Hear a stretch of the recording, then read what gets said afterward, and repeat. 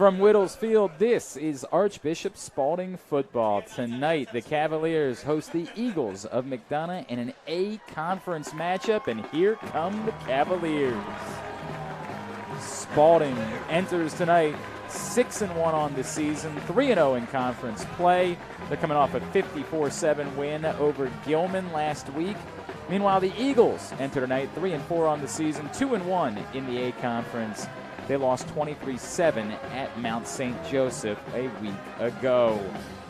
My broadcast partner for tonight is Nick Testoni. I am Glenn Clark. Nick, let's meet our players to watch for tonight's matchup, and we begin with the Cavaliers. Let's learn a little bit about wide receiver Max Moss. Good to be here, Glenn. Max Moss is having a good year, averaging 121 yards per game through the air. He's got 13 total touchdowns. Just last game, he had 3 catches, 58 yards, and 2 touchdowns, looking to continue the effort tonight. Has offers from Army, Navy, and Ohio University. Max Moss has been such a critical part of what the Cavaliers do offensively. However, a lot more tape that's out there now. And so more teams keying in on Max Moss. Center player to watch for McDonough. Let's talk a little bit about Mason Robinson. Mason Robinson, he's got 8 sacks on the year. He's a senior, and next year the young man is headed to Northwestern to play football. Very excited to see him play today on the D-line. Very talented, big, outstanding defensive lineman, 57 tackles, 3 TFLs as well on the year. Teams are headed out for the coin toss. Let's find out about our keys for tonight's game. We begin with the Cavaliers. It's an emotional night. They have to keep their emotions in check. Yeah, they got to maintain focus, control the emotions. A year ago, they were knocked out by these Eagles from McDonough in a tough 7-0 shutout loss. They got to keep focused. A lot of returners don't want them to get too emotional, lose some yardage from penalties. And for the Eagles, our key to the game tonight, defensive line dominance. Yeah, so they're going to ride Mason Robinson. This guy, obviously we said, is going to Northwestern next year, but the D-line last year took control of this game. A very big component of their shutout win last year. They want to continue to dominate the line up front.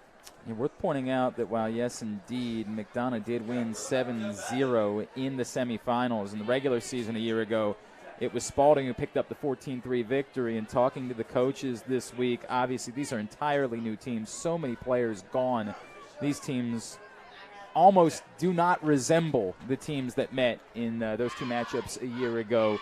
Spalding, of course, coming in looking to claim the #1 seed for a 2nd straight year. And they are trying to shake off those demons. For some of the veteran players, still, of course, going to think about what happened in that game. It's hard not to, obviously. You're only human. You're going to remember what happened last year when this team believed they should be competing for an A-conference title. They believe they should be competing for back-to-back titles going into this year. So they're going to have to think about that, but they're going to have to maintain, as you pointed out, Nick, their focus and prevent themselves from being overwhelmed by all of those feelings of what happened a year ago. Captains greeting each other at midfield. Captains for the Eagles, McDonogh Paul Swinson, as well as Demetrius Smith, Mason Robinson, Tamarius Walker out there for the Eagles, who will be wearing the white shirts, the black pants, the orange numerals tonight. Spalding in the red shirts with the white pants, the white numerals, the white helmets. See the Cavaliers gathered on the sideline. Get a look at a number of their players, including Isaac Patterson and Ben Hayes over on the sideline. Stephen Lenkowitz, the offensive lineman. There's a look at Jason Shipman, another offensive lineman for the Cavaliers. We're getting ready for our national anthem. Exciting night. It's pink out night tonight here at Whittlesfield, Nick. It's quite the atmosphere. What everybody knows is a big game. You can sort of feel it in the air here. And we are getting ready for the anthem. Then we'll have kickoff between Spalding and McDonough here at Whittlesfield. Glenn Clark, Nick Testoni with you for this A-conference matchup, as Spalding looks to improve to 4-0 in conference play on the year. Meanwhile, McDonough looking to make some noise, make a huge statement as they try to stay alive in the race for the A-conference title.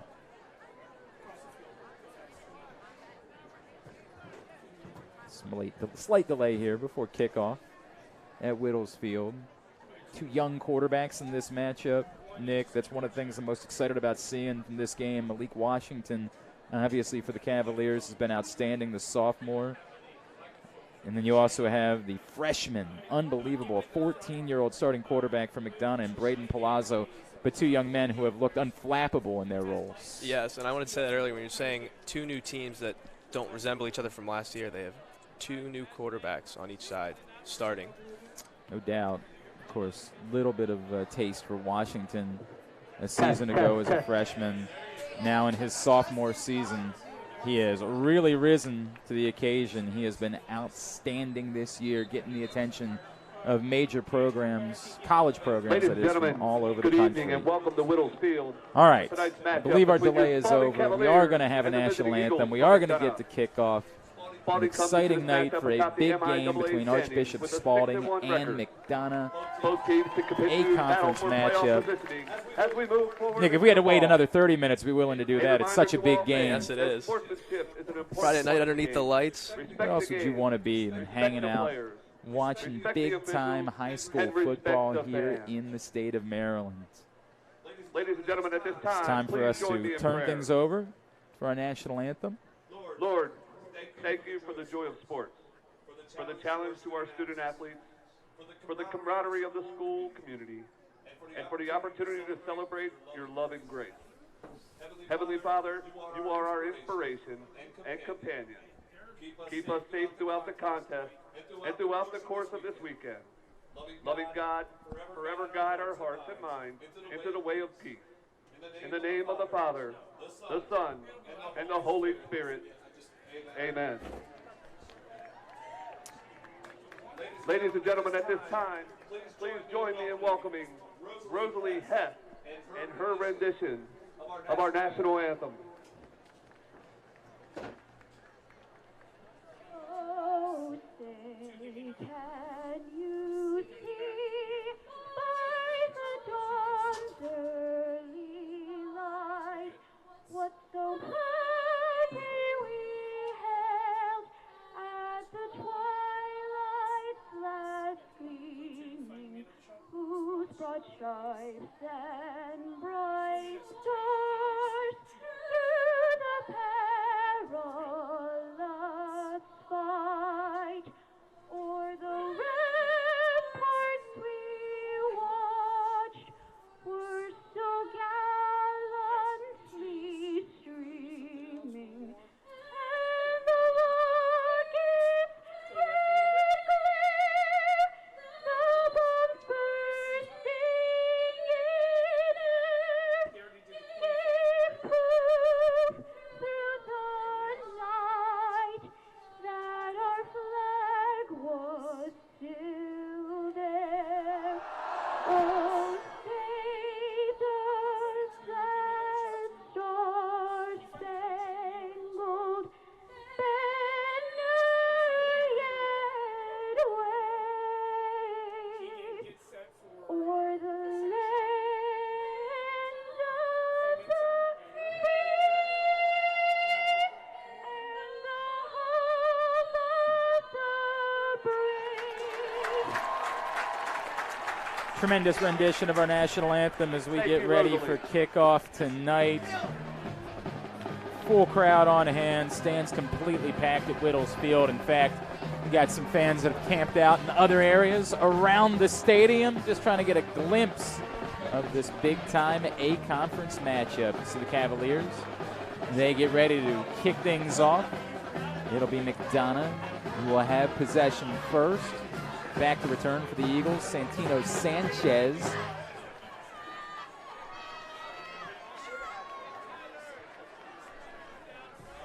Early on, I'm thinking McDonough is going to try to want to establish a running game, slow it down.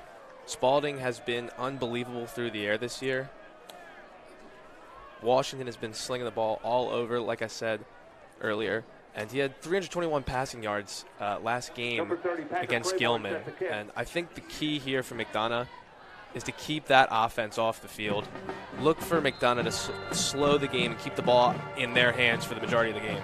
Demetrius Smith also back to return this Patrick Claiborne kickoff, and we are underway That one sails back towards Smith. Smith's got it about the 1. He's got to cut towards the 15, and he will be stood up and brought down at right about the 19-yard line, and that will be where the Eagles take over.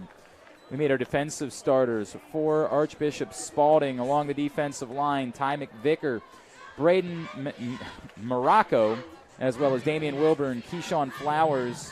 Linebackers also P.J. Pokeness, Gio Boone. In the secondary, Jaden Ships, Sean S1 Johnson, Zion Louder, Tyler Brown, and Trent Gillis. 1st and 10 from their own 19. That's where McDonough takes over, and we will get our first look at the young quarterback, Braden Palazzo, 89 of 153 on the season for 874 yards, 6 touchdowns, 5 interceptions, and he's going to throw on 1st down. He had his man over the middle. It was Exenor, but could not connect. And it brings up 2nd and 10. Quick throw right away, getting the ball out of his hands early. Yeah, high percentage play. It's actually marked right at the 20-yard line, so they need to get to the 30 in order to get the 1st down. 2nd and 10. You like that idea, just something right in front, trying to keep it under control, right out of the chutes for a young quarterback in a big atmosphere, huge Friday night game. Just not quite able to connect. 2 receivers to his left, 1 to his right. 2nd and 10 for Palazzo. He fakes the handoff, gives it right back to Exenor in the middle, and he's going to have a 1st down up at the 30, maybe even the 31. Exenor did a good job of breaking some tackle there, and it looks like they're going to give him enough. That's going to be a 1st down. Jefferson Exenor, the sophomore, came into tonight 26 catches for 366 yards and 4 touchdowns. They will mark it just at about the 31. So a new set of downs for the Eagles. And mixed in the fake. Now 3 receivers down to the left, 2 to the right. They go an empty backfield on 1st down. Palazzo again, quick throw, and that not able to be brought in. It was very close. Again, intended for Exenor. Just couldn't quite connect. 2nd and 10. Spalding brought the heat there. They brought 2 linebackers down on the side, and they rushed about 6, I think. It was a good job to get the ball out quickly there from Palazzo. 2nd and long. They went right back to Exenor when they had the incompletion on 1st down. Ran a variation of the same play. This time they've got a fullback in and running back in the backfield for 2nd and 10. And they're going to go with the handoff this time in a big hole right up the middle for Demetrius Smith. He picks up about 8 yards before he is brought down at the 39. Smith did a good job of hitting the hole there. Few different Cavaliers in on the tackle. 3rd and short, 3rd and about 2. Gio Boone was in on that tackle. A couple other players. 3rd and short. We'll say it's about 3rd and 2. Got to get just past the 40-yard line. Obviously the big gain on the ground. I wonder if they might want to go right back. Try to convert this. Keep chains moving. 2 receivers to either side. I'm going to throw underneath. Got his man. Brought down out of bounds, but the pickup. 1st down to Exenor. Up at about the 44, maybe the 45-yard line. Gain of 6. And McDonough moving the ball well in their first possession. Yeah, the freshman looked really comfortable there. It was just a nice, simple out route by Exenor. Same play they ran about 2 ago. This time he had a little more time to sit in the pocket and get it out. Call it a gain of 5 up to the 44. So convert on their first 3rd down opportunity of the game. Exenor looking like the go-to guy early here. 1st and 10. Exenor already has 3 catches on the game. Palazzo's in trouble, and he's brought back down at the 36-yard line. Big-time sack from Damian Wilburn. Wilburn came flying untouched from that far side on the blitz, and with the lefty, that's his blind side. He had no chance.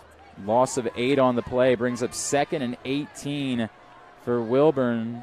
That is his 4th sack of the season. The senior making a huge impact and putting McDonough seriously behind the chains. They got to get all the way to the Spalding 46 to pick up a 1st down. 2nd and 18. 2 receivers to the left. Tight end to the right. Smith out in the backfield. That's thrown underneath. Very dangerous pass. Fortunate that Exenor was able to hold on to it, but it's not going to be for any gain. Just back to the line of scrimmage. It'll be 3rd and long, 3rd and 18. dangerous pass there. Wasn't really anything there, but it looked like he tried to force it with the defense coming down on him.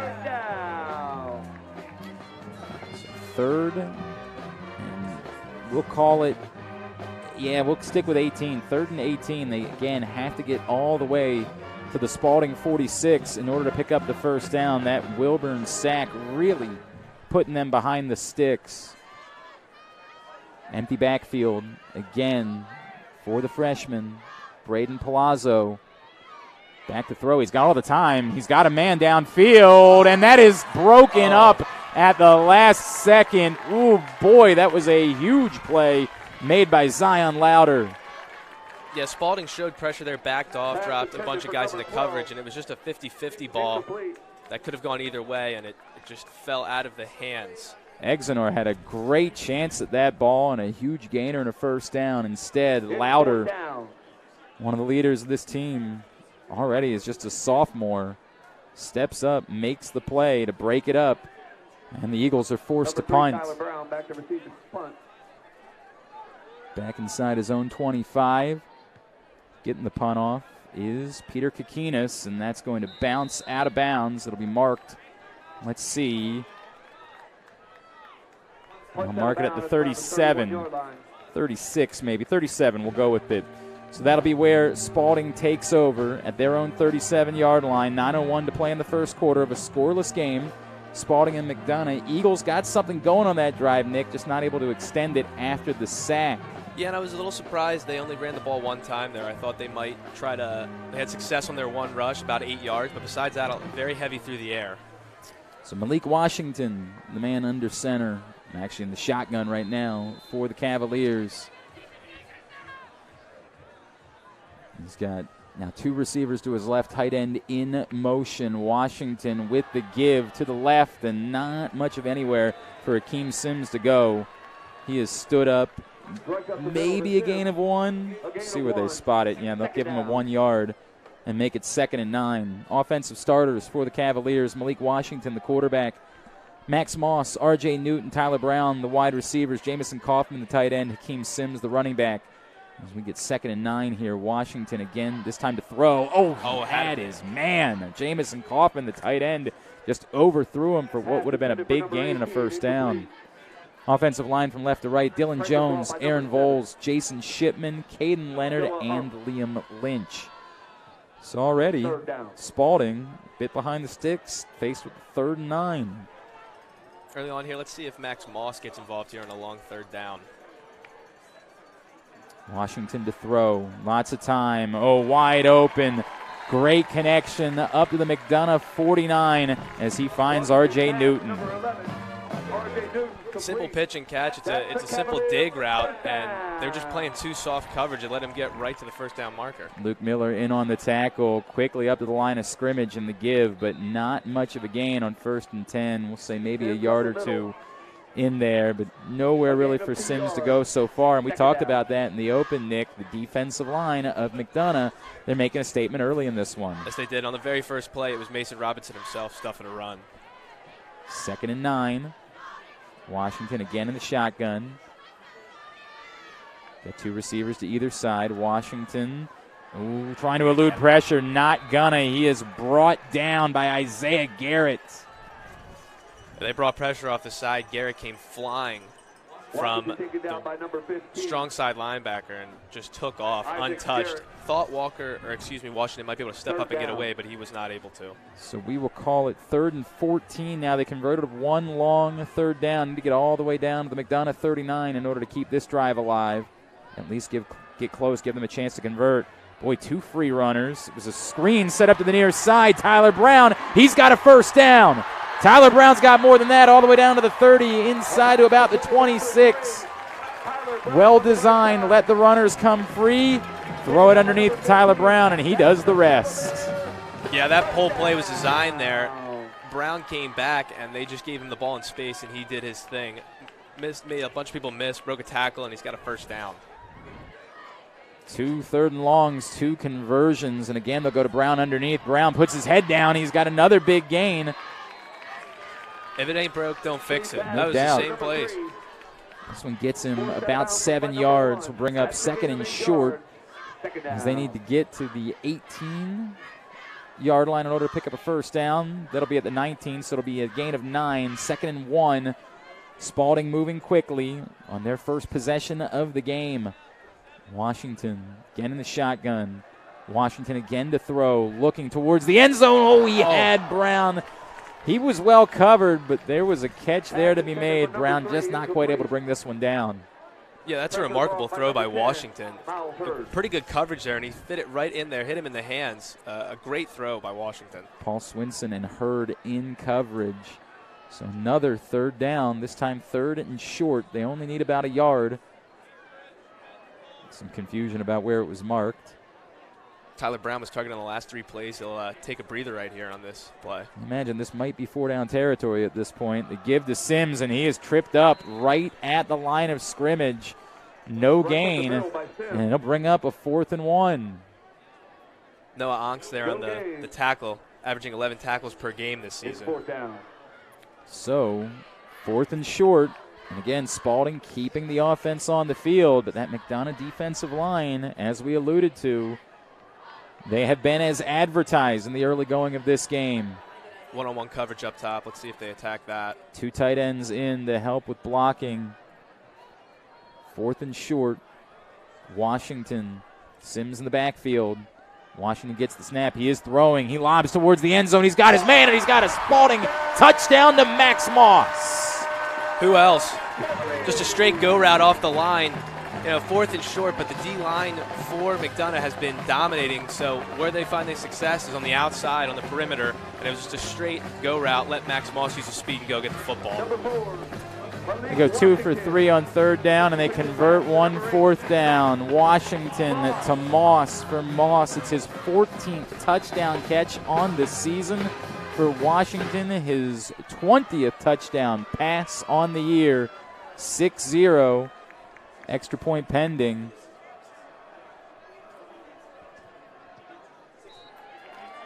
And it's good. So it's 7-0 Spalding here with 6:15 to play in quarter number 1. Not a perfect drive necessarily, especially not able to get anything going on the ground, but via the air, Spalding darn near perfect on that first possession. Well, you said it wasn't perfect, but they found where the success came from, which was getting the ball to their wide receivers on the outside and letting them make the moves. 7-0 Spalding on the board first here tonight. And after being shut out the last time these teams got together, imagine even that alone has got to feel good. Yeah, absolutely. I mean, this is just the start they wanted. You can tell the crowd is very much into it after last year's defeat, and now they're in the driver's seat here, looking to get a stop as they kick off. Watching Archbishop Spalding football. Glenn Clark, Nick Castoni with you from Whittles Field. Cavaliers get an early defensive stop, get the ball back, convert on their first possession of the game. They lead 7-0 as Claiborne kicks it off. All the way down again where it'll be fielded by Smith. Smith ahead. He hops at about the 19, brought down right at the 20. So McDonough will take over there. They moved the ball a little bit on their first drive of the game. They converted a couple of 3rd downs. It was a Damian Wilburn sack that ruined that first drive for them. But there was a lot to like from the Eagles in that first possession. Yes, there was. That sack did get them behind the chains, and then they kind of got a little out of sync with looked like a short screen pass that was blown up. Let's see. They do have someone in the backfield. Went a lot of empty sets on that first drive. 2 receivers to either side. Actually, 3 receivers, to the left. Now they move Smith in motion. Throw is underneath and wide open. Not a lot of room, but going to turn that into about an 8-yard gainer to Santino Sanchez. Pass completed to number 11. Again, getting it out quick. Sanchez over the middle. And just let him run. Gets pretty much, like you said, 8 to 9 yards here. Sets him up in a very second and manageable. 2nd and 2 after the gainer Sanchez. We've seen a lot of throws in the middle of the field. Clear out, give somebody the opportunity to go get the yards in the middle of the field. That's been the strategy early on for the Eagles. 2nd down. Keep the tight end in this time. Fullback, actually, more like it. And they'll hand it off to Smith. Smith stood up immediately and driven back down. Hand off up the middle. I mean, there was no push. There was a good job by Spalding. Nothing able to get for Smith. Gio Boone is a hitter. That's senior. He's got a couple offers. Frostburg, Sacred Heart, and you can see he gets right in. He is a thumper. Sets up 3rd and short. One and a half, somewhere in that neighborhood. We need to get to the other side of the 30, essentially the 31-yard line, in order to convert this and pick up a first down. They were 2 for 3 on the first drive on 3rd down. Sorry, 1 for 2. It's their 3rd to try. Palazzo underneath. He's got his man. It's Exenor. It's a first down, and he's knocked out of bounds at about the 36. Yeah, and early on here, we've seen it 3 times now. Exenor just running either out of the slot or out wide. He'll just run a simple little out route, and it's wide open. Forced out after he picks up the first down. So another 3rd down conversion for the Eagles, and a 2 for 3 on the day.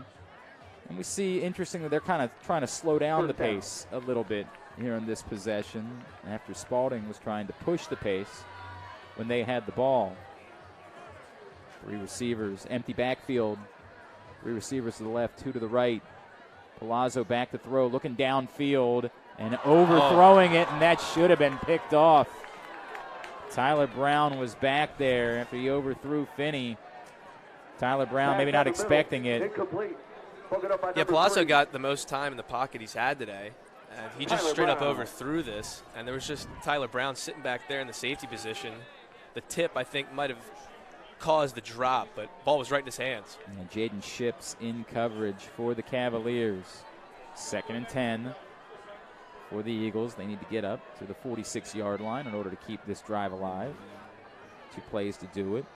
Palazzo will hand it off this time. Smith again stood up, brought down. P.J. Pokness in on that. Pokness, the senior,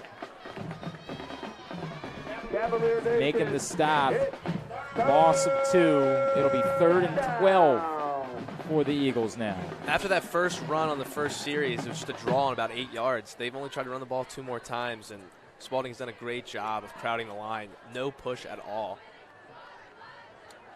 3rd and 12. We go under 4 minutes to play in this first quarter. Spalding leading 7-0 for McDonough. A little bit of danger of letting the Cavaliers start to run away a bit.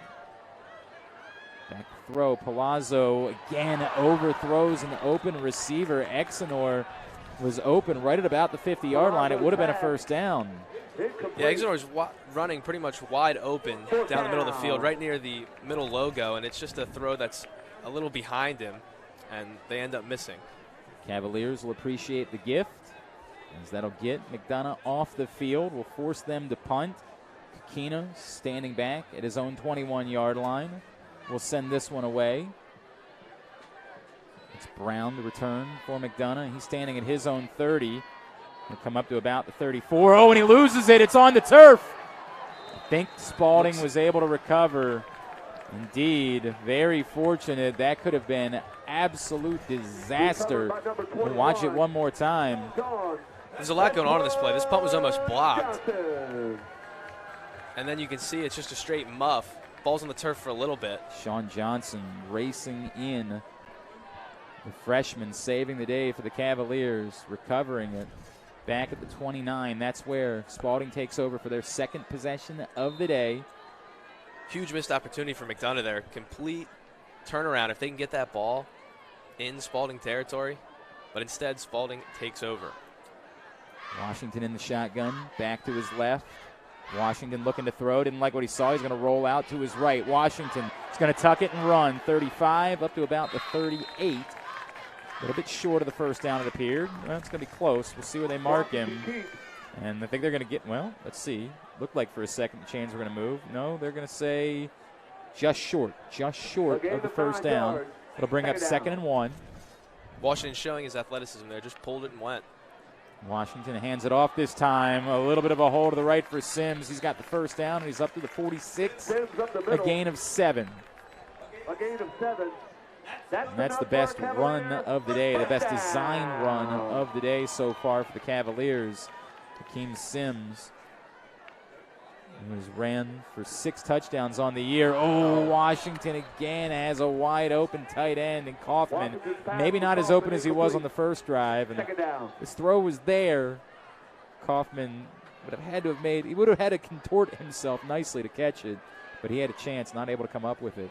Yeah, no doubt. Probably a catch he would tell you he needed to make. It was back shoulder, but you can see early on here the difference in pace. Spalding is loving to push the tempo here. Kaufman had a huge week against Gilman last week, a pair of receiving touchdowns. The give is to Sims. Sims knifes his way through the initial group of defenders, gets past midfield up to about the 49-yard line of McDonough, which will set up 35. 6 yards.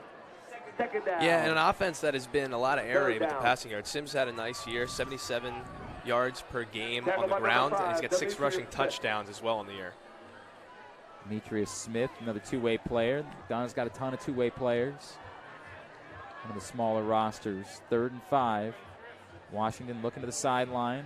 His head coach, his staff, Kyle Schmidt and his staff trying to get play call. Washington in the shotgun. He throws it out towards the far sideline. He's got his man. He's got a first down. It's R.J. Newton out there for a gain of about 9 up to the 41, maybe the 40 will mark it.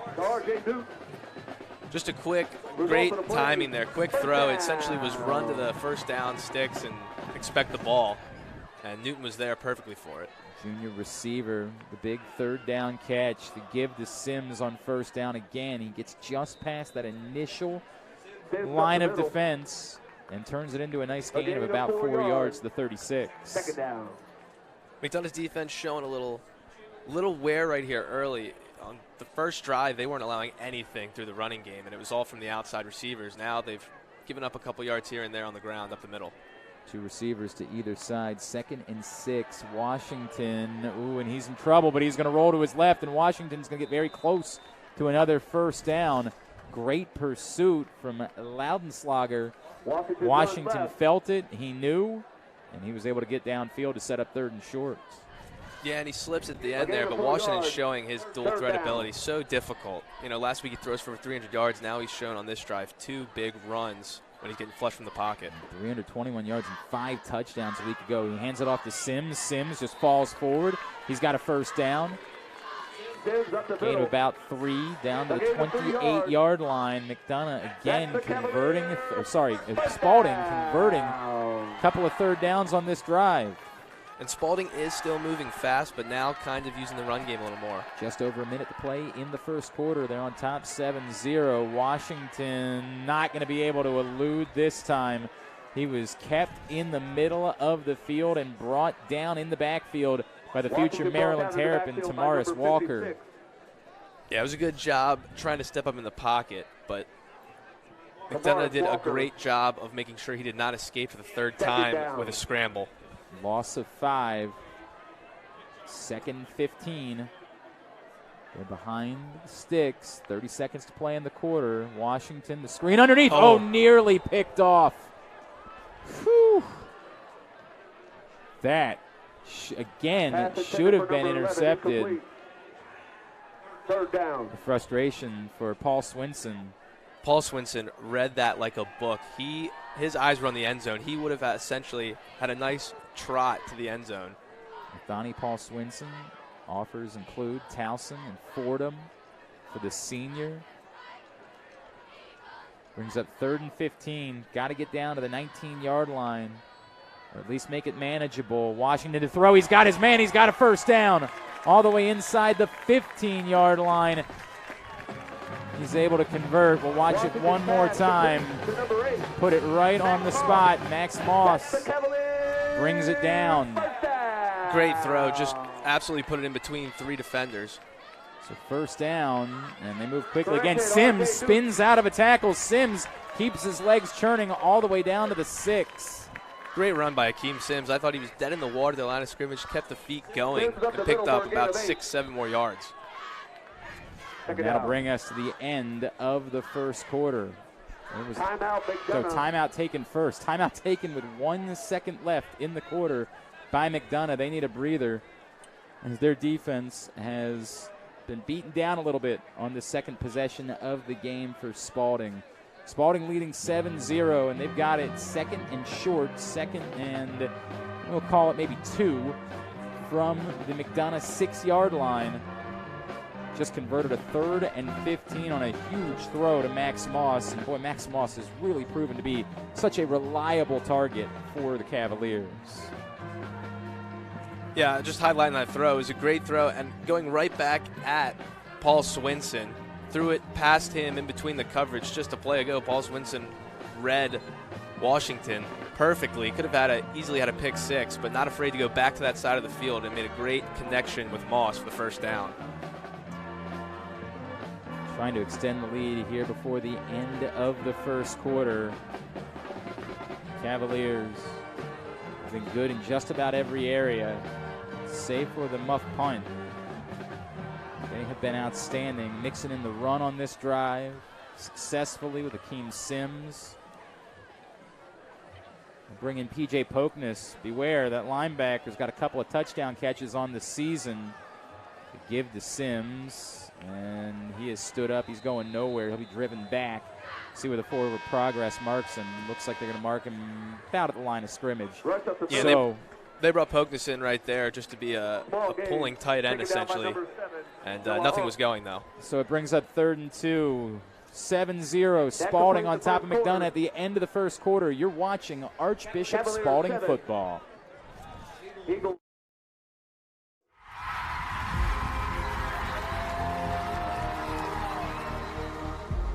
Hallmarks of a Spalding athlete. Are they able to compete at the highest level possible? Spalding is positioned very uniquely because they are in one of the best leagues in the state. When they're competing at a high level, that's big time. It was always known as a great academic school, but we wanted to build a full-rounded school for student athletes. And we knew that they could get to where they're at today. Since I've graduated from high school, I've watched the campus grow astronomically. Spalding, it laid a foundation for my understanding of teamwork, friendship, and things that were so much bigger than what happened on the basketball court. They're challenging themselves academically and spiritually, and then transitions directly onto the field where that consistency molds and shapes everybody that's involved. The future of Spalding athletically is strong and vibrant, dynamic. 3rd and 2 from the 6 as we begin the second quarter. Spalding leading 7-0. Glenn Clark, Nick Testoni with you from Whittles Field. Cavaliers trying to extend their advantage over the Eagles. And again, you wonder if it's 4-down territory. Got to imagine it is. Not a team that regularly kicked field goals this season. We'll see. Washington's got Sims in the backfield as we start the second quarter. Sims to his left. Washington again in the shotgun. They bring in Hayes, give it to Sims. Sims again stood up, continues to fight forward. Boy, it's going to be close where they mark him. They're marking him right at about the line. And they're going to stop, perhaps to measure. Looks like they marked him right about the 4-yard line. That's about where he needed to get to, and they're going to go ahead and give it to him. They're going to say first down.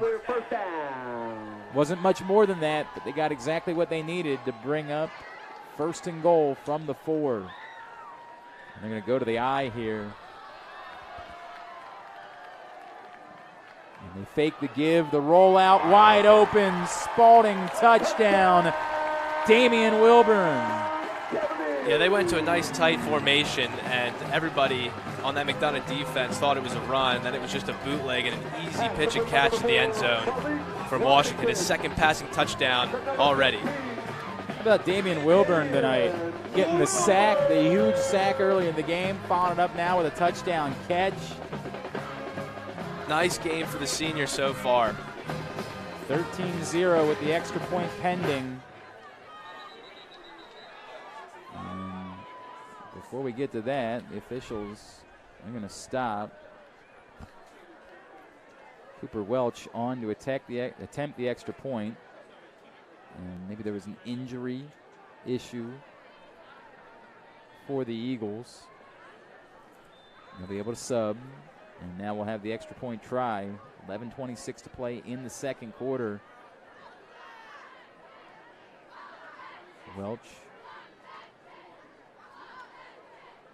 Snap was a little off, but they get it down. And he boots it home. So it's 14-0 Cavaliers. We watch the touchdown one more time. Play that was drawn up and executed perfectly. Absolutely, and this is now coming back from McDonough, a huge drive for them. And the freshman, Braden Palazzo, they need to put together a good drive here and get some points out of it. They don't want this to be a rout too early. Down 14, still early in the second quarter.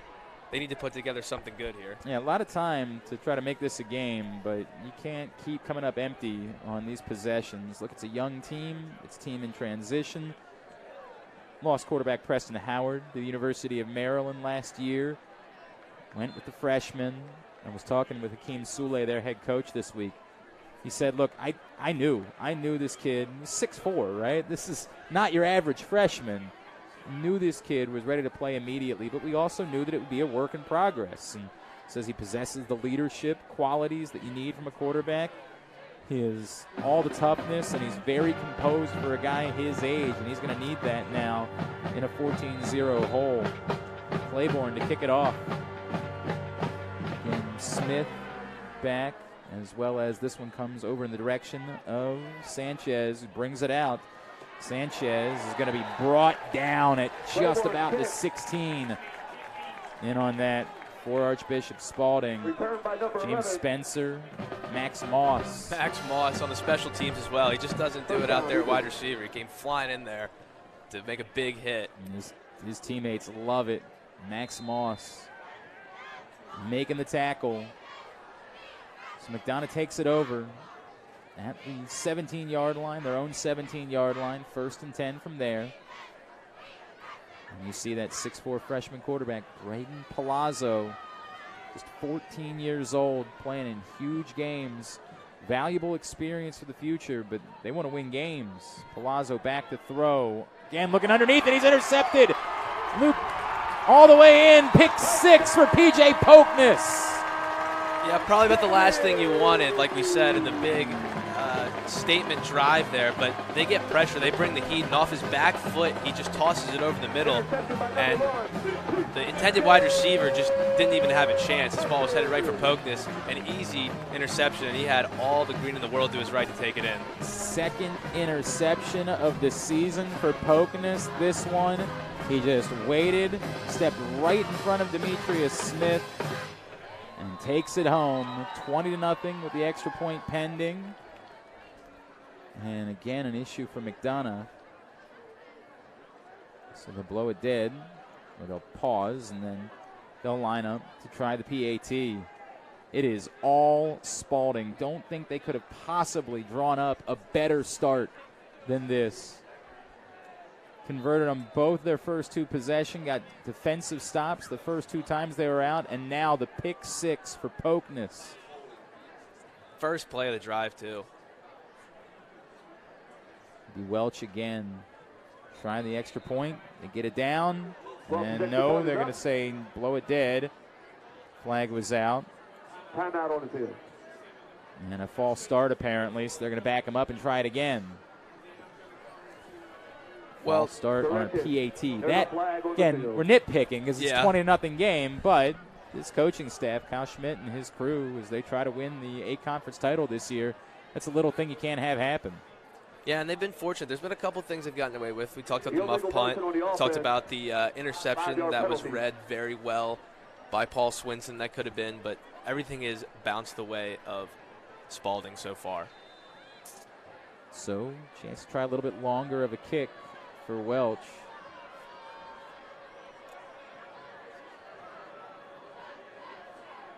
And the hold is Bonacisi. And again, whistles, and we'll have to bring it down. Looks like there's a flag on the field. Offsides, encroachment. And this time it goes the other way. So they'll go back to the shorter distance for the PAT and try it again. Well, he's 2 for 2 so far. Right, this is great practice, obviously. He's at a 20-yarder, then a 25-yarder. Now let's bring it back. See if he can try the 20-yarder again. Retry. Maybe if you're McDonough, this works effectively as icing the kicker. I think it's also good. A nice little breather for Palazzo. He's now been on the sideline for a little bit. Someone needs to calm him down, just get him back in. I expect maybe a nice, short, easy completion on the next drive. Oh, the snap is high, brought down, and that one kind of knuckles through. Good effort by Bonacisi to bring down that snap. We'll go back and watch the pick six one more time. PJ Pokness grabbing it, taking it home. And the Cavaliers have a 21-0 advantage early in this second quarter.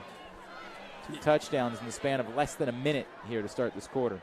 And like we said, everything coming up Spalding exactly how they would have wanted to draw it up. Up 3 touchdowns, still over 11 minutes left in the first half. One of the neat storylines when these two teams get together, the relationship between the head coaches. Kyle Schmidt was a graduate assistant at Maryland when Hakeem Sule played there. These guys are very close, consider themselves good friends. And these teams have played some great games. Last 2 full seasons, obviously COVID disrupting the season prior. The last 2 full seasons we played in the MIAA, they've met 4 times total. Of course, McDonough having won 3 of those last 4. And this kickoff will sail into the end zone. So it'll be a touchback. And McDonough will take over, trailing 21-0. Nothing they can do but just keep trying to do their job, try to fight their way back into this game. Very interesting to see how you mentioned earlier, freshman, young kid, probably the toughest start of his high school career so far. We'll see how he responds here. Palazzo, Braden Palazzo, just has to shake off, pick 6, throw that he most certainly regrets making. Empty backfield again. Palazzo to throw, leaves it underneath. Simple pass, caught, and gain of, we'll say, about 5 yards out at the 25-yard line. Really smart underneath throw to Harris. That's what they need. Just get him in rhythm, slow it down a little bit. You know, a lot of the last 2 drives very sped up. Obviously, the long Spalding drive, they went right down the field and scored, and then they came back out and brought the pressure. So they need to flip the tempo here. Caden Harris gaining 5, so it's 2nd and 5. 3 receivers to the right this time for Palazzo. He throws underneath. Exenor tips it up, and that actually almost made it worse as it kept it in the air for a diving Tyler Brown, who nearly had another interception. Yeah, and there's another free rusher right at the quarterback, and that's what's rattling Palazzo so far, kind of making him hurry his reads and throws. Yeah, throw definitely off as he had Exenor, and that would have been right at about the sticks to convert and keep chains moving. Palazzo heads over to the sideline, gets some instructions. Now back in the huddle. 3rd and 5 for the Eagles. And it's starting to feel critical. And they're going to move Smith in motion. He's available. Instead, they throw underneath and not going to get there. Santino Sanchez, gain of, say, 3, but left short of a first down. And as of this moment, it looks like they're going to go for it. Sanchez just sat right there in the soft spot in between 2 Cavalier defenders, but did not get far enough to the sticks. So now a very important 4th down for McDonough. They're going to give him a gain of 4, and McDonough's going to change their mind. They thought about going for it on 4th and 1. Instead, at the very last second, they're going to race out their punt unit, including Peter Kakinas. We'll be able to get the punt off. Good high punt right around the 40-yard line. Calling for the fair catch, and oof, that got hairy there for a second. Tyler Brown hangs on, particularly remembering what happened the last time McDonough punted. It might have been replaying in Tyler Brown's mind right there, but he very cool, very composed, able to hold on to this one. The drive will start for the Cavaliers at their own 37. 9:43 to play in the 3rd quarter. Cavaliers trying to blow this one wide open, already on top 21-0. 2 receivers to either side on 1st down. Washington is going to give it. Sims bangs his way through all the way out to about the 45. First contact was about the 40. That's 5 yards after contact. A gain of 7 yards. Just maybe even at 39 where he was first contacted. Sims running extremely hard right Tackle by now. number 7. And like we said earlier, the D-line was the key to victory for McDonough. Right now they're getting bullied. So 2nd and 4, another give to Sims. This time he's slowed down right at the line of scrimmage. They're going to push him forward for maybe another yard. And they'll set up 3rd and 3. Sims up the middle. Sims Short gain. not much there that time. 3rd down. Good response there from the McDonough defensive front. They need a stop here desperately.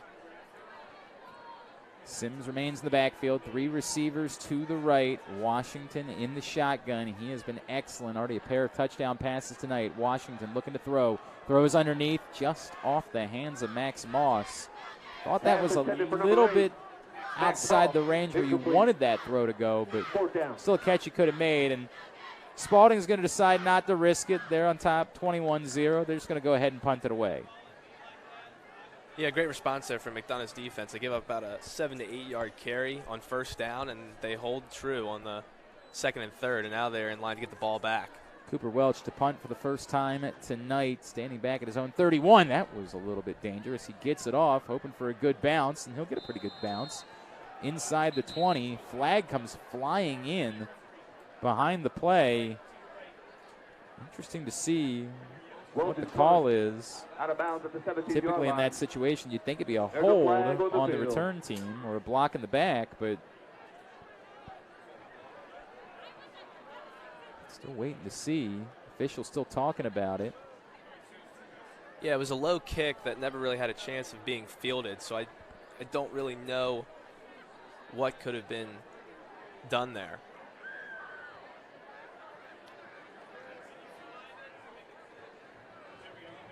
And he's going to back up the Eagles. Looks like it was a hold. Personal foul on the receiving team. So they will be backed up all the way down inside their own 10-yard line. A loss of 15 yards. 'Cause that's where they'll take First down. over. 1st and 10 from their own 10. So Well, the McDonough offense is going to have to work here. They got about 90 yards to go. looks like it was a late hit on a ball that wasn't going to be fielded. So quickly the give to Smith. Smith, again, not really anywhere for him to go. Maybe 2 yards to the left. Let's call it 2nd and 8. Smith on the run. Up the middle. A gain Well, of 2 McDonough yards. came out early Second down. throwing quick throws, but they've kind of gone away from it. And the pressure from the Cavaliers, they're bringing it very often. And McDonough's just having a hard time of locating where it's coming from. And that's leading to free hitters on the quarterback. Smith remains in the backfield for Palazzo. He's got 2 receivers to either side. Palazzo looking to throw, throwing to his left. He's got his man. It's a short gain, short of the first Pass down completed as they to number connect with 11. Sanchez. Antonio Sanchez.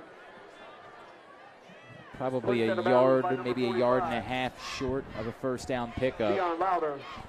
And we've seen earlier in Cavalier these Nation. situations on 3rd down and anything less than about 8 yards, they'll take that out route to Exenor.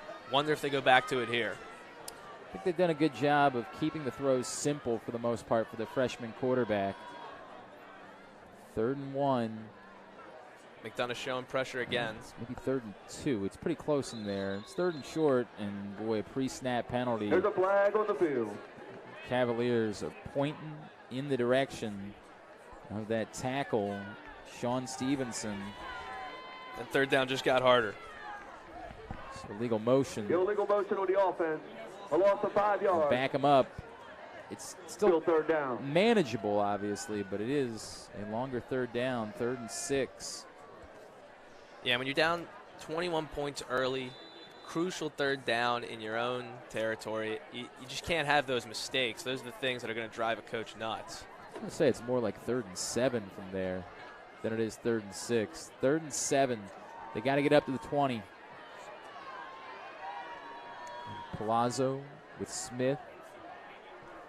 Exeter and Sanchez have been the guys to go to here. He put Smith in motion. Smith was open. Instead, he goes to the middle, and he had Sanchez. And Sanchez was about to run into a brick wall named Zion Louder. And you wonder if maybe he heard those footsteps as he was prepared to try to make that catch. Yeah, short crosser, and even if he brings this in, I don't think he's making it to the first down. So Eagles will be forced to punt. Moving towards the midway point of this second quarter. Spalding will get it back, leading 21-0. Kikinis to punt. Standing right on his goal line. Kikinis, that's blocked. Bouncing over towards the sideline. Doesn't matter who gets it. It's going to be Spalding ball at the 15-yard line. Another short field, as they'll have the opportunity to extend this even further. Yeah, Spalding just came barreling through the middle of that line, and punter didn't have a chance. T.J. Moultrie as he comes over towards the sideline. Cavaliers now with an opportunity to convert. 6:38 remaining in quarter number 2. Already on top, 21-0. And life is real nice when you're up 21 and your opponents are starting on their own 10 and you get to start a drive on their 15. Yeah, it doesn't hurt. There's no doubt about that. Sims in the backfield with Washington.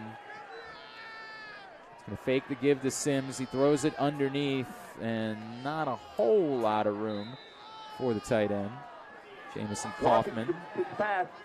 McDonough did a good job of taking both wide receivers who were going downfield out of the equation, and he just had to dump it off in the flat there, did Washington.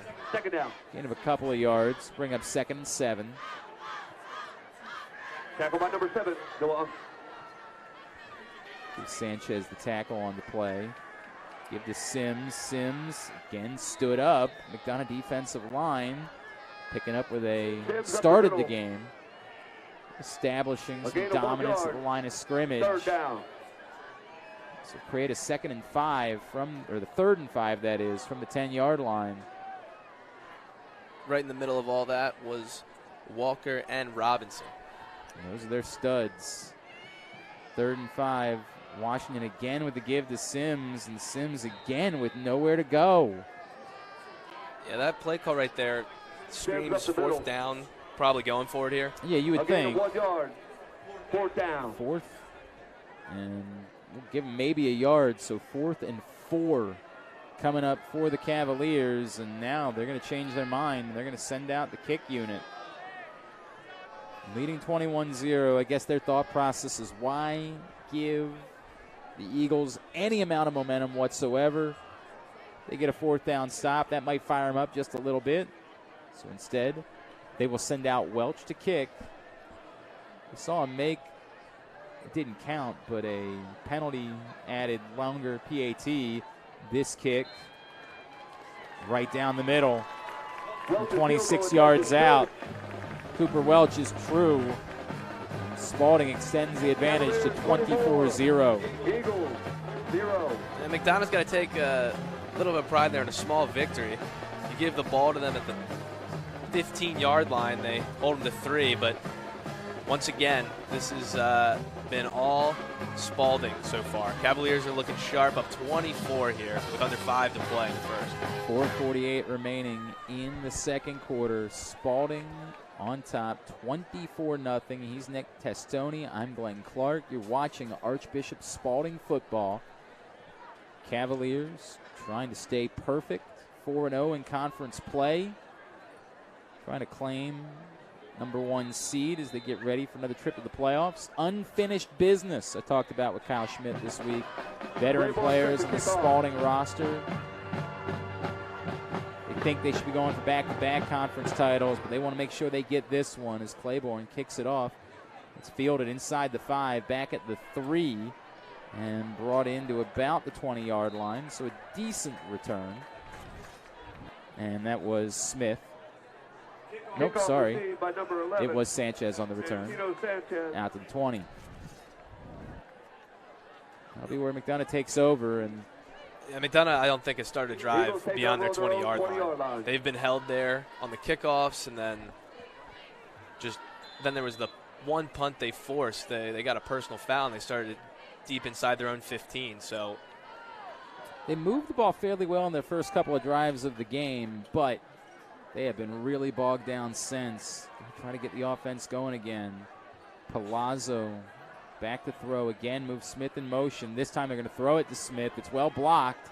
Smith able to turn it upfield, gets about 5 or 6. Palazzo completes his They pass had to number shown 5. that look a couple of times tonight. This is the first time they went to it. And Again, just 6 not able to yards. cleanly Second block down. up everyone. Allowed over there on the far side. The play to be made by Jaden Ships. well, the Cavaliers are just The near side, that is. showing domination. I mean, you can tell with the drop passes at times, their aggressiveness and overall just coming at the quarterback has changed the game plan so far. 2nd and 4, and again the throw to Smith. He gets around the blocker. He's got a first down. And he's got a big gainer all the way out to about the 36. Palazzo's pass to Smith. Probably the biggest offensive play for McDonough since, I don't know, the first drive. No Taken question. down by number 7, Jaden Ship. Jaden Ships in on the tackle as he brings down Demetrius Smith. First down, Eagles. Trying to run some routes to the flat, try to combat the edge rush and pressure brought by the Cavaliers. 1st and 10 from the 36-yard line. McDonough probably happy just to have been able to move the ball a little bit. It's been a while, and yep, just as soon as we say that, There's they're a going to flag give on 5 of those field. yards right back. Saw the False start on movement the offense. right there at the right tackle position. 5-yard penalty. Yeah, it was Stevenson, I thought. The Cavaliers showed Replay pressure first again, down. and he just got a head start. Right tackle did. 1st and 15 instead for the Eagles. 3:20, clock ticking late in this first half. They're trying to put something together, give themselves some sort of life going into halftime. Long way to go. Got to get out for the 46. Another throw underneath. Smith has it. Oh, and he is dumped down over on the far side of the field by Gio Boone. Smith for a gain of Yeah, he 3. spins out of the initial tackle, but then gets met Taken by down by Boone, number 9. who's the team's Daniel leading Miller. tackler, and he let him know, Second down. let him feel his presence. Pickup of maybe 3. Brings up 2nd and 12. Clock continues to tick. They're taking their time right now. Yeah, they're definitely trying to make this the last possession of the half, or at least not give Spalding enough time to score if they do end up punting. Always such a dangerous game because if you convert, then you want this time to be able to go down and try to score. But to your point, Nick, you don't want to give too much time to the Cavaliers if they get the ball back. Palazzo's got a man. Oh, not able to hold on to it. And you wonder if the footsteps impacted what was going on in the mind of Brandon Finney. Yeah, it's a great throw. It's just a post route on the near side, and he did a good job of hitting him right in the chest. But once again, the intimidation factor, the overall aggressiveness that it's shown here. A lot of mistakes from McDonough. Tyler Brown right there, ready to deliver a big hit. So 3rd and long. Again, they got to get all the way out to their 46-yard line. 3rd and 12 or 13. Palazzo, he's got time. Throws underneath. Let's see. Nowhere. Nope, not going to get anywhere close. The idea was to get Exenor in space, get his feet moving. He ends up about 5 yards short. Taken out by And number Exenor, 21, who Sean was Escobar involved super Johnson. early, especially on the 1st and 2nd drive. That's the first time I think we've called his name since the first quarter. So, timeout taken. 2:03 remaining in the first half. Spalding wants to be able to put something together as they're going to get the ball back. 4th and 5. It will force a punt from the Eagles. Spalding already leading 24-0 with an opportunity to add to it here before the half. Glenn Clark, Nick Testoni with you. You're watching Archbishop Spalding football.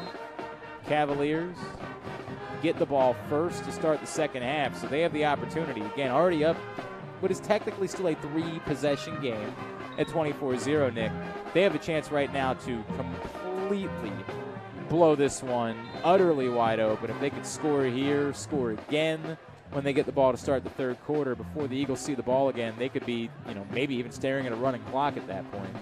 Yeah, I'm excited to see Malik Washington here in the 2-minute drill. The last couple drives, they've been taking their time running the football, but we saw on the first drive, they can go at any point. This is a high-octane offense. They like to move it down the field. Kikina standing at his 29, gets this punt away. The last one was blocked. Not a ton on it. It's going to go out of bounds. Let's see where they mark it. Officials moving into place. It's still coming. And we'll say the 40-yard line. Punt out of bounds. Their own 40-yard line is where the Cavaliers will take over. 1:57 remaining here in this second quarter. I believe they still have 2 timeouts remaining. Just took, I think that was their first one. Well, here we go. Get to see Washington under 2 minutes. Keep a tight end in. And they're going to give it to Sims. Sims breaks through the hole nicely all the way out near the first down marker. And it looks like they're going to mark him right at the first down marker at midfield. It's a simple draw, and the hole splits right up the middle. Sims has been running hard all day. This is probably one of the better holes he's had all day to work with. He rode Ongst and Paul Swinson with them, and they're just going to keep churning. Why not? It ain't broke. Don't fix it. Another big gainer. Sims all the way down to the 35, a gain of 15, and they're up quickly. Clock moving, 1:35 to play.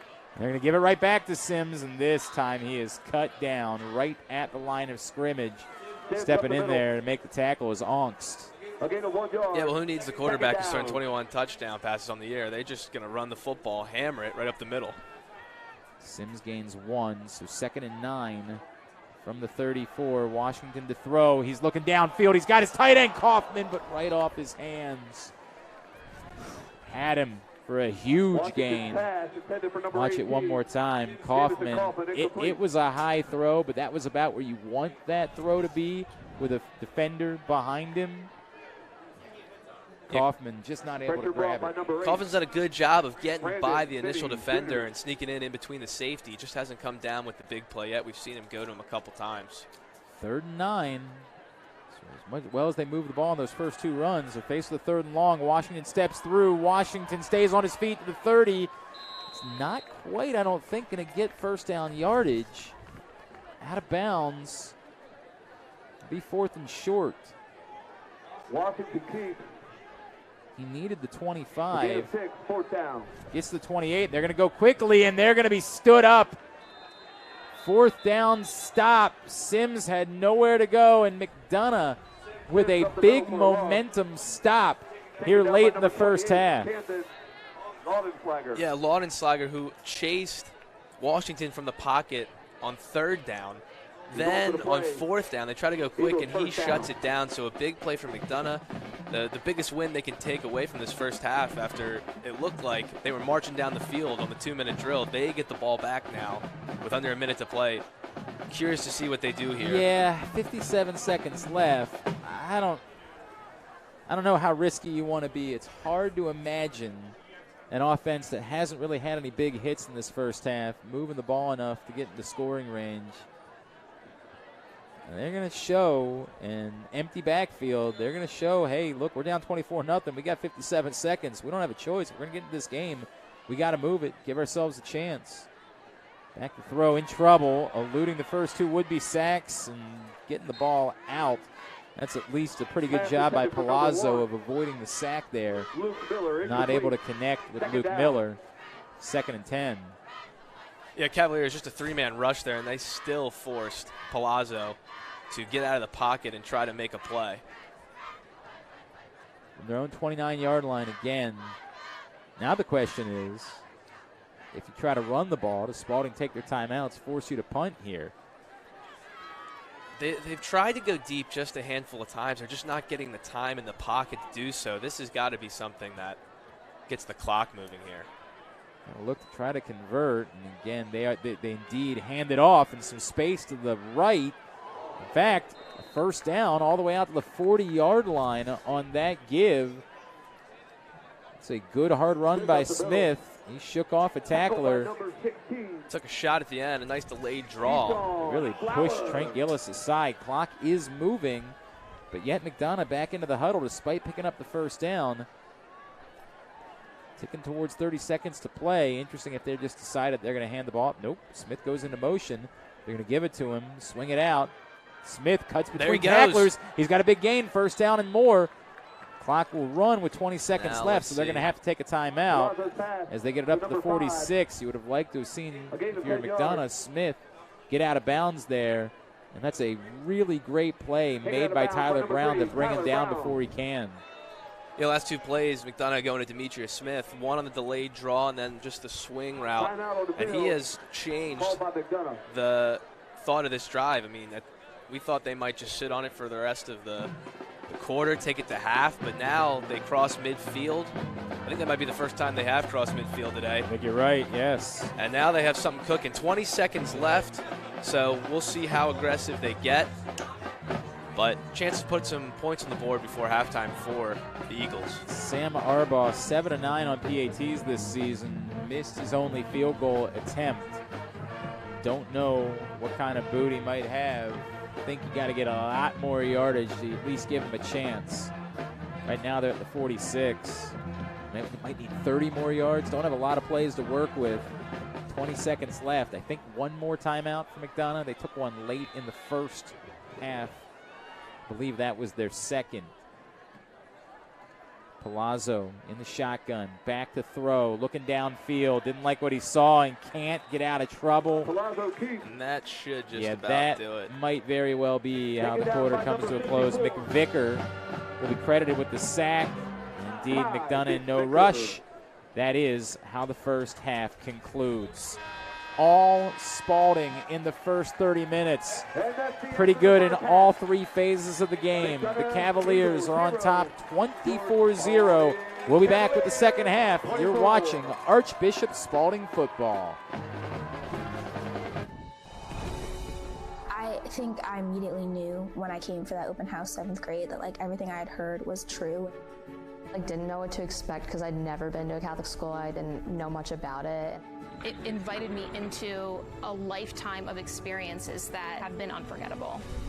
The kids are passionate. You walk in, there's a little bit of electricity in the building. That's hard to describe. It's something that you feel. I care about school now. I care about all of the people I'm surrounded with every day. I know that they care about me. And it's this sense of community that's enabled me to be able to push myself. And grow through service. I feel like it made me a well-rounded human being. I know that Spalding has everything here for all of my children, academically, emotionally, physically. Whether it's clubs, whether it's sports, they're going to be leaders in and out of the classroom. What I hope and pray is that at the end of your time at Spalding, you're going to remember how you felt respected, included, and that you always felt one in Christ. The opportunities afforded to these students just really speak to the success of this school. It's impressive. It's more than just learning at school. Like, it's taught me how to treat people, how to grow in my faith, rather than just giving me an education and sending me off to college. When you choose the Spalding experience, what you're getting is an environment that cares for the individual. This is a place where we welcome people home. You're going to grow so much. I know it may be nerve-wracking. This school is bigger than what you're probably used to. This school, this community is truly like no other. You will find innovation, a deepened faith life, family. You're about to have a very crazy ride, but some of the best years of your life.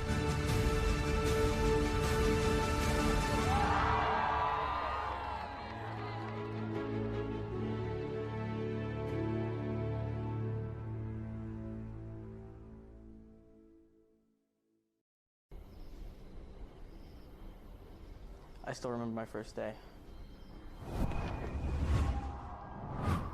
We get to school, and my mom is like, don't be nervous. And I'm like, I'm not nervous. But I was freaking out. I really had no clue what I was walking into. Everything was unknown and uncertain. What if I don't find my friend group? What clubs am I going to join? Did I bring my lunchbox? Each step that I took closer, I could feel my heart race. this mixture of anticipation and excitement, the fear of the unknown. From the moment stepping on campus, I immediately knew everything I had heard was true. I found what I was looking for. A lifetime of experiences that have been unforgettable. High school is where you figure out who you are. Spalding cares about that. Academics, activities, there's something here for everybody. Whatever it is that you are looking for, we'll provide it for you. The most challenging, relevant, cutting-edge programs. The International Baccalaureate Project leads the way. You look at the students, they're leaders. They're challenging themselves academically and spiritually. And it starts in the classroom and then transitions directly onto the field.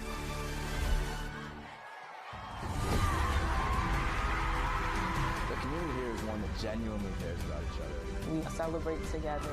We all feel the school spirit. We all come together on faith. We are truly the embodiment of one in Christ.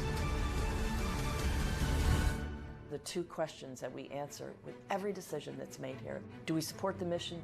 Are we caring for our students? Yes, of course, calculus is important. Maybe you run a championship-winning team. But what I hope and pray is that our students remember how we made them feel, and that we made them feel respected, important, and that they very much felt a part and welcomed at Archbishop Spalding.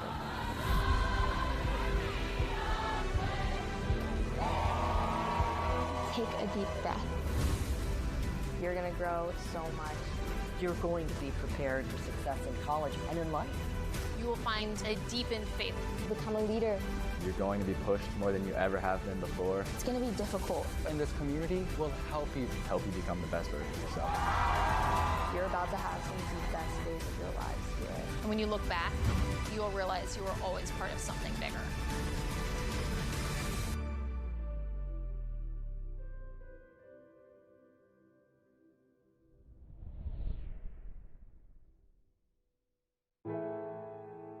Getting out the car, walking to school, I was anxious, nervous. It's a bigger school than I've ever been to. Didn't know any faces. I remember sitting in that homeroom and feeling all of the nerves and the anticipation and excitement of what high school could bring. But I quickly found out that this was going to be not just my school, but my home. Everybody had open arms. There's a genuine love for one another. Everybody knows everybody. I care about all of the people I'm surrounded with every day. When you choose Archbishop Spalding High School to be your home, you're getting a large school that feels like a small family. You are never alone in this experience at all. At the end of your time at Spalding, you're going to remember how Spalding lifted you up in the most positive way. You're always going to feel that connection. You're going to want to come back home.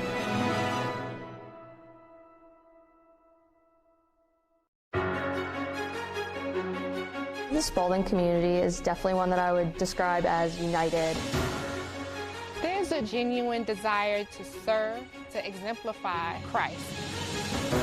And we see that every day in this building, from something as small as a senior helping a freshman with their locker, a teacher comforting a student. We see it in the smallest and the largest acts of kindness. I knew it would actually be my calling to strengthen the faith life of the students that were around me in the way that I had my faith life strengthened as a student here before. There's a million different people, a million different backgrounds. People come from all over the world. But the fact that we can all come together on faith. It's literally the embodiment of one body in Christ.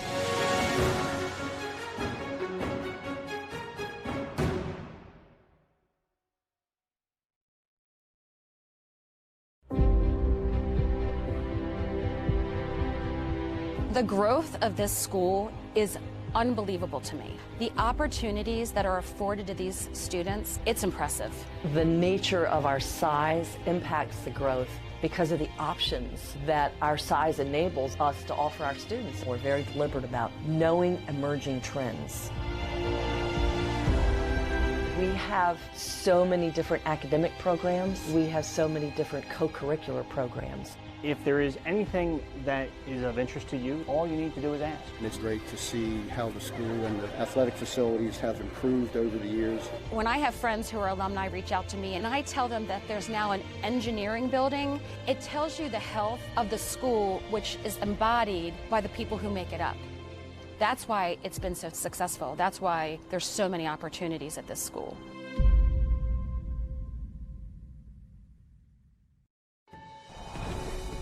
I think I immediately knew when I came for that open house 7th grade that everything I had heard was true.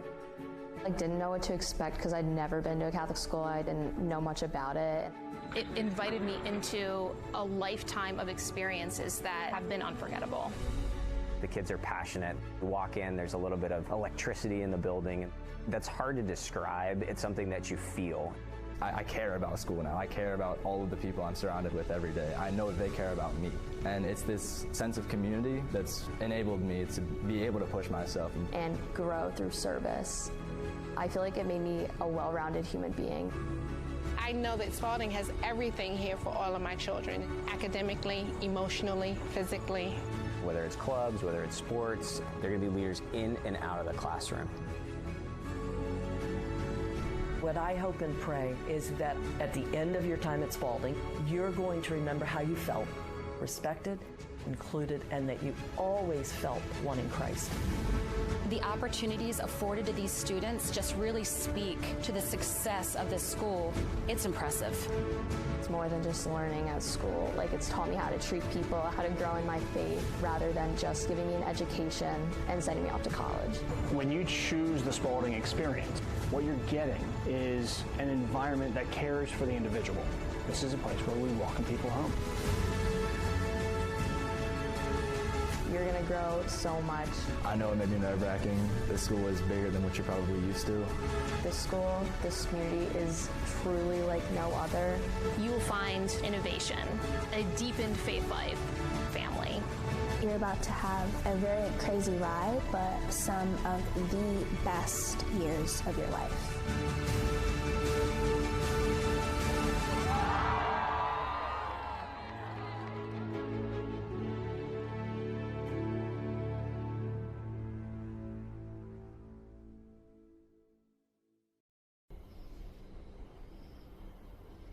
I still remember my first day. We get to school, and my mom is like, "Don't be nervous," and I'm like, "I'm not nervous," but I was freaking out. I really had no clue what I was walking into. Everything was unknown and uncertain. what if I don't find my friend group? What clubs am I gonna join? Did I bring my lunchbox? Each step that I took closer, I could feel my heart race, this mixture of anticipation and excitement, the fear of the unknown. From the moment stepping on campus, I immediately knew everything I had heard was true. I found what I was looking for. A lifetime of experiences that have been unforgettable. High school is where you figure out who you are. Spalding cares about that. Academics, activities, there's something here for everybody. Whatever it is that you are looking for, we'll provide it for you. The most challenging, relevant, cutting-edge programs, the International Baccalaureate Project lead the way. You look at the students, they're leaders. They're challenging themselves academically and spiritually. And it starts in the classroom and then transitions directly onto the field.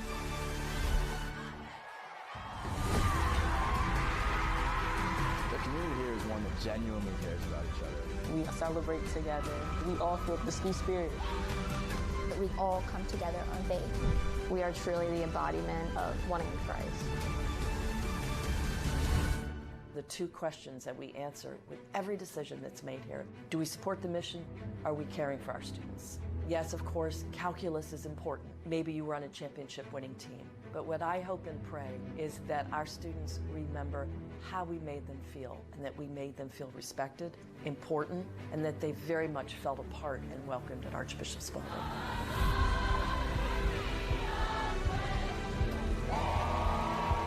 Take a deep breath.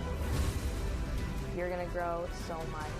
You're going to be prepared for success in college and in life. You will find a deepened faith. Become a leader. You're going to be pushed more than you ever have been before. It's going to be difficult. And this community will help you become the best version of yourself. You're about to have some of the best days of your lives here. And when you look back, you will realize you were always part of something bigger.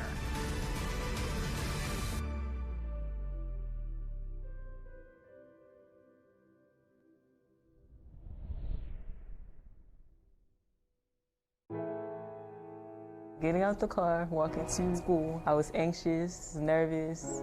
It's a bigger school than I've ever been to. Didn't know any faces. I remember sitting in that homeroom and feeling all of the nerves and the anticipation and excitement of what high school could bring. But I quickly found out that this was going to be not just my school, but my home. Everybody had open arms. There's a genuine love for one another. Everybody knows everybody. I care about all of the people I'm surrounded with every day. When you choose Archbishop Spalding High School to be your home, you are getting a large school that feels like a small family. You are never alone in this experience at all. At the end of your time at Spalding, you're going to remember how Spalding lifted you up in the most positive way. You're always going to feel that connection. You're going to want to come back home.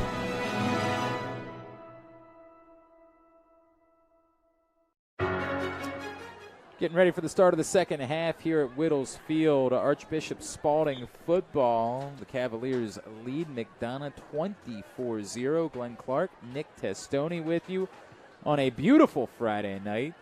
Nick, I don't know how many more ways we can say it. Just a pretty dominant performance from the Cavaliers there in half number one. Absolutely.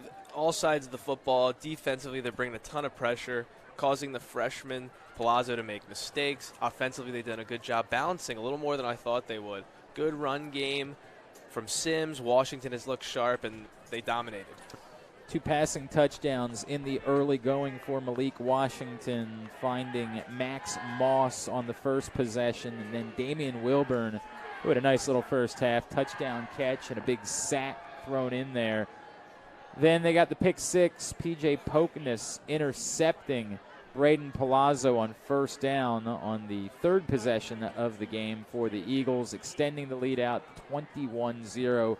It looked like the Cavaliers might truly run away and hide. They did slow down a little bit, were first forced to punt on their next possession, and then turned it over on downs on their final possession of the first half. But the Eagles never really got anything going offensively.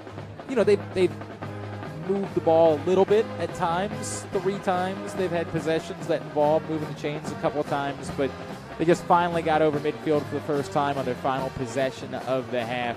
Don't know if that's something McDonough can build off of in the second half. Yeah, well, for the Eagles, their best drives were bookended in the corners. Their very first drive and their very last drive. They got to find something. It seems like they found a little production going to the outside, quick throws. That's been the story, though, getting the ball out quick, because the Cavaliers are bringing pressure early and often. And for Palazzo, he just needs to get it out to someone with speed on the outside. That's the best chance they've had moving the football today. It will be Spalding with the ball to start the second half. Cavaliers, we're moving left to right on your internet dial here in this second half. Wearing those red shirts, white pants, white helmets. It is pink out night. Lots of pink in the crowd from Spalding students, other athletes, cheerleaders, the band, all rocking their pink tonight. I went down there. It is a sea of pink. Tough to get through. Kickoff coming to start this second half.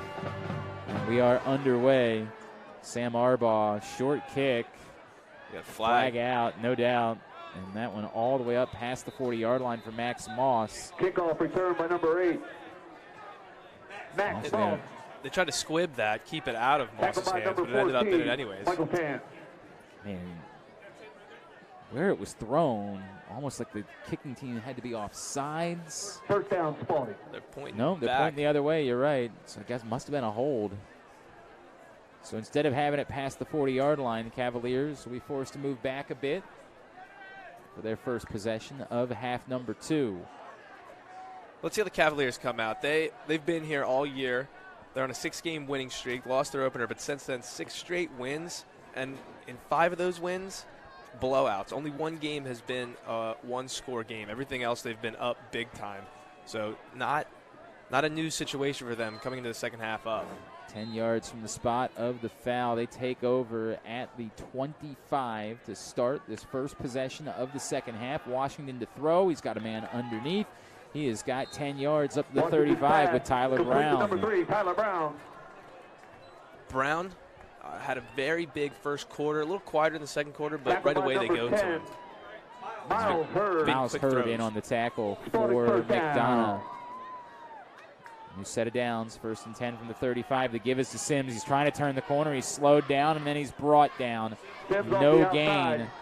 Tackled by number 7, Noah. And while the tackle didn't belong to Paul Swinson, no gain. Him slowing him down presented the opportunity for Noah Onks to get in there and bring Sims down. Yeah, Paul Swinson set the edge beautifully there, forced him to go even wider than he had to. Paul Swinson's done a little bit of everything this season. Came into tonight, 26 tackles, 3 interceptions, and a forced fumble. Throw underneath the Kaufman, and they've just been a little bit off on the looks to Kaufman tonight. Kaufman also likely hearing footsteps in this moment as he was about to get blasted by Onks. Onks, absolutely perfect hit. Put it right on the football. And it was a high throw that Kaufman had to go up and come down with, but great placement of the helmet, knocked it out. So 3rd and 10. They need to get to their own 45-yard line to keep this drive alive. Washington, he's got a running lane, and he sort of second-guessed the decision to run, and that was all he needed to do in order to give up the opportunity to convert theirs. Coming at him in that situation were Loudon, Slaughter, and Hurd. Short gain. They're going to be forced to punt. Yeah, Washington, you saw it there. He was going to go and run. I think he knew then he couldn't get it, so he decided to stay back and see if he could find someone downfield to hit. 4th and 6 from the 39. They are going to punt. Welch gets it away. Bounces at about the 27 and dies there. Well, it will be downed, and that will be where McDonogh will take over. Down by the Cavaliers. 26-yard line. Probably McDonough's best starting field position of the day. You know, you're not wrong about that, Nick. They have not had particularly good field position or starting field position at any point during the day. Again, worth pointing out, that's now 3 consecutive possessions that died kind of quickly for the Cavaliers. Yeah, I mean, McDonough's done a great job since the pick 6 of kind of limiting damage here. So they do a great job. They did their job right there. They get the offense back on the field right out of the half. The field goal was off a very short field. There wasn't a first down involved with that. They have held their own defensively since that point. Palazzo, can he take advantage in the middle? Again, he had Exenor, but throws it behind him off his hands and incomplete. Palazzo's pass. Yeah, you'll see here he double clutches a little bit, and that's what leads to the late throw. Hits him in the hands, and kind of lucky it wasn't picked off. There's 3 Cavaliers in the area. Brown. 2nd and 10. McDonough still trying to get something going consistently offensively. And given the way their defense has played the last couple times they've been out there, if they could score here, they could really threaten to make this a football game again. Yeah, by no means. It might feel like they're out of it. It's only 24-0. They just need to put one good offensive drive together to get the confidence back up. Palazzo with 3 receivers to his right. Throw underneath. Sanchez turns it up, 35 and more. He's going to have a first down all the way out to the 40-yard line. Number 11, Sanchez. And there it is. I said that in the beginning. That's their best offensive production right now, is getting it to one of their quick wide receivers or the running back in space on the outside. Gain of 16. Smith, Exenor, and Sanchez have been the offensive weapons for the Eagles. That's really all they've gone to, and all of the success has come short on the outside. 1st and 10 from their own 39-yard line. McDonough trying to get things going here in the second half, trailing 24-0. Palazzo again to throw. Palazzo had to kind of push that one, trying to get it out to the far sideline. Not able to connect with Exenor. Exenor's running that out route again. And this time, the Cavaliers have pretty good coverage here. And he still kind of got it in there in a nice tight window, but was not able to come down with it, was Exenor. Ends up 2nd and 10. And you see McDonough, despite trailing 24-0, still getting into the huddle. Clearly, the clock stopped there with it being An incomplete pass, but they are not pushing tempo whatsoever. Two receivers to either side. Smith in the backfield. Smith has a chip block, throw to the middle of the field, and those throws have been there. This one, again, just a little bit off. Looking for Caden Harris. Yeah, and you're going to see on the far side, they brought pressure again from the weak side linebacker position, and it's just forcing subtle timings for Palazzo that are resulting in incompletions. So 3rd and 10, they have to get up to their own 49-yard line in order to keep this alive. Again, 2 receivers to either side. Smith in the backfield. Palazzo, the freshman, trying to get the job done on the road. He lofts it downfield, and he drops it in the bucket. Big time throw, and McDonough is on the board. Jefferson Exenor on a 61-yard touchdown. And just what they needed. I was just about to say, they have not gone to Exenor one-on-one since that very first drive where it was a 50-50 ball. And what do? They go right here. It's a beautiful throw. In stride, Palazzo hits Exenor. And I think they're going to get maybe a personal foul after. Tyler Brown, he was in the end zone, and Brown might have, I think it was both a late hit and a horse collar. And just an unbelievable turn of events here. Now, 24-6, just what they needed. The defense came out and got a stop, and they get a score, and a long one at that. And you don't have to know analytics in order to understand this. It's a 3-possession game. Now, interesting that they're going for 2, that they chose to take the penalty on the kickoff and not here in order to try to move it a little bit closer for the conversion. And I wonder if they were thinking about that a little bit more. So you go for 2 because it's 3-possession game only if you convert the 2 on every touchdown. That's 8 times 3, I believe. Correct. Yeah. I can do that math. I was to understand there would be no math. Palazzo to throw, fade, jump Exenor, no. Oh, the flag comes out. Yes, they go back to the one-on-one matchup, a jump ball for Exenor, and I think they're going to get probably pass interference there. Pass interference on the defense. Indeed is the call on Sean Johnson, the freshman. Yeah, he was grabbing all over Exenor's jersey. So we'll look at it one more time. Yeah, Johnson never got his head around either to look back at the ball, and that makes it an easy call. Johnson never turned his head. So now they're inside the 2-yard line. Interesting. Will they attempt to do it on the ground? Are they bringing in the jumbo package? Trying to make this a 2-score game. 24-6 at the moment. Definitely some confusion here on who they want in the huddle. Now they get the personnel they want. You always worry that they have too many in the huddle in those situations. 2-point try. We'll do it again. And faking the give, pounding it forward, but not getting there. That was brought down short, and I believe it was Sanchez. Yep, Sanchez who took the direct snap, not Palazzo, and he is stopped short. So despite the penalty and getting to run it from inside the 2, McDonough comes up short on the 2-point conversion try.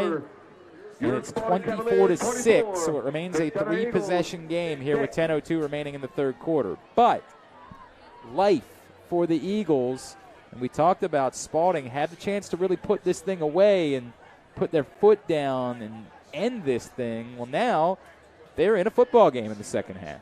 They are, and that was a big drive for Braden Palazzo. We've seen him be a little behind on wide receivers going across the field, but the 2 times he stretched it down the field, he has put it in great spots. The first time a nice 50-50 ball, and then this time the touchdown, the long touchdown pass, perfectly in stride. No question the arm talent's there from the freshman. For Jefferson Exenor, that's his 5th touchdown catch of the season. For Palazzo, his 7th touchdown pass on the year. And again, they chose to take the penalty on the kickoffs. They're kicking off all the way from the Spalding 45. And that'll be about the easiest touchback that you will ever see. Really interesting if that's what they were going to do with it. Leave it short and try to defend, Yeah. pin them in. If you're going to take the penalty on the kickoff, why not try to make something different happen? I don't know. They did not choose to use the penalty on the two-point conversion, although they did end up getting closer with the pass interference call. That is true. So Spalding takes over at their own 20. It's been since the first minute of the second quarter they've been able to put together and score offensively. I mean, that's a short gain of about 3 or 4 on the ground with Sims. I got to take that back. They, of course, had the field goal, so that's, you would say, an offensive score. But, again, that was on a short field.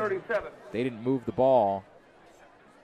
Late in the first quarter, they put together a drive that they would punctuate with a touchdown. The touchdown pass to Damian Wilburn in the first minute of the second quarter.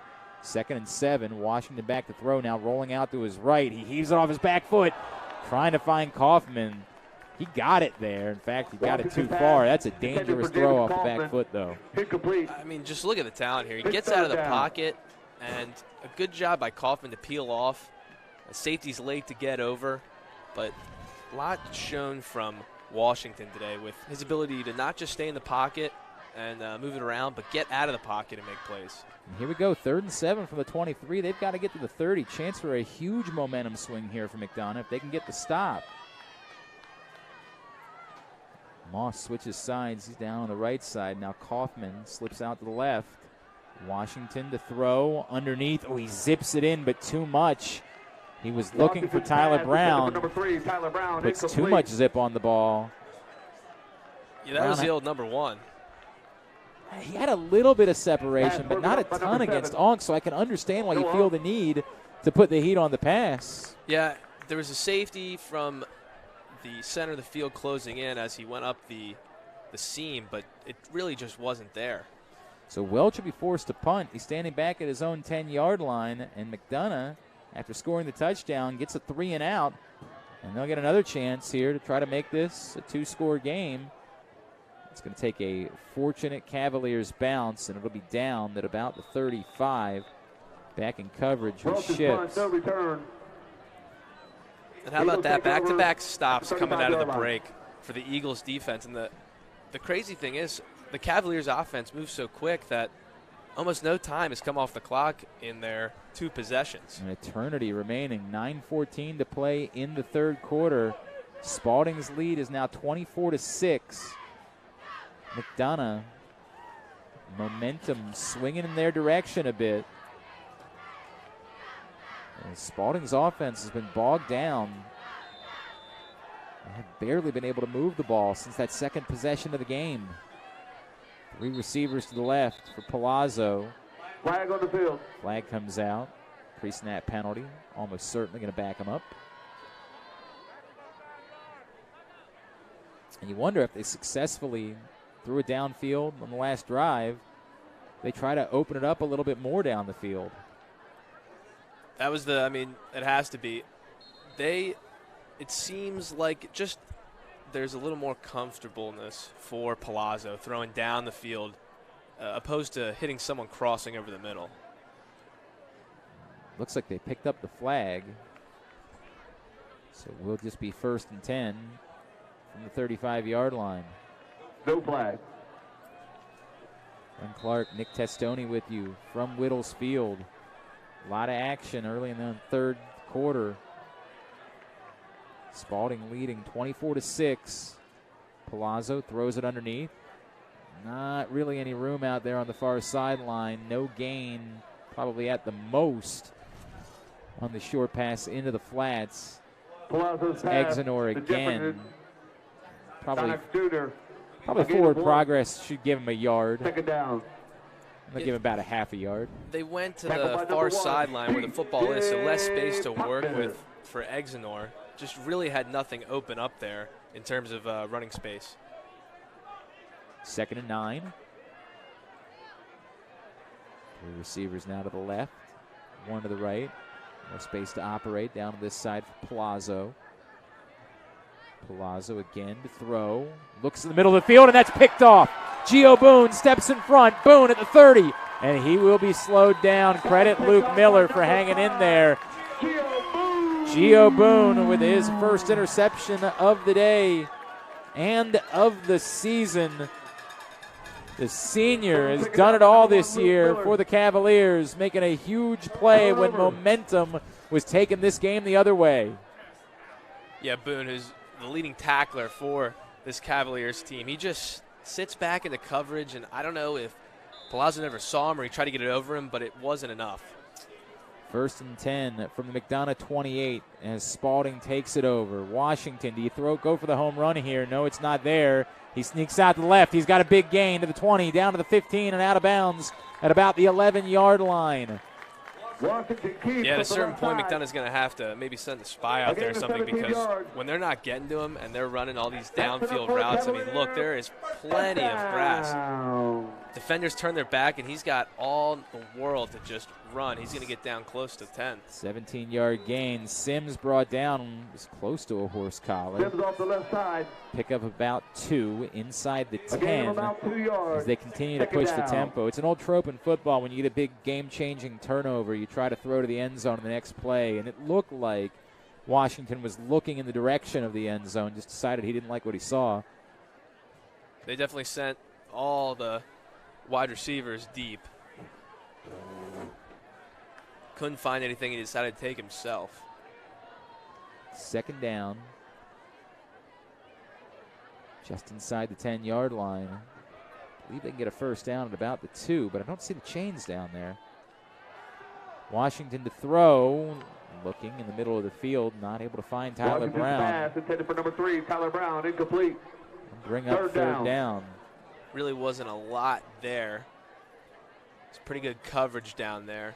I think Luke Miller came flying through from the safety position to try to tip it away. I guess they marked the previous play at the 10, and it's 3rd and goal. 3 receivers to the right for Washington. He's got Akeem Sims back there with them, 1 to the left. He's looking to the right side. He's throwing short, and that's intercepted in the end zone.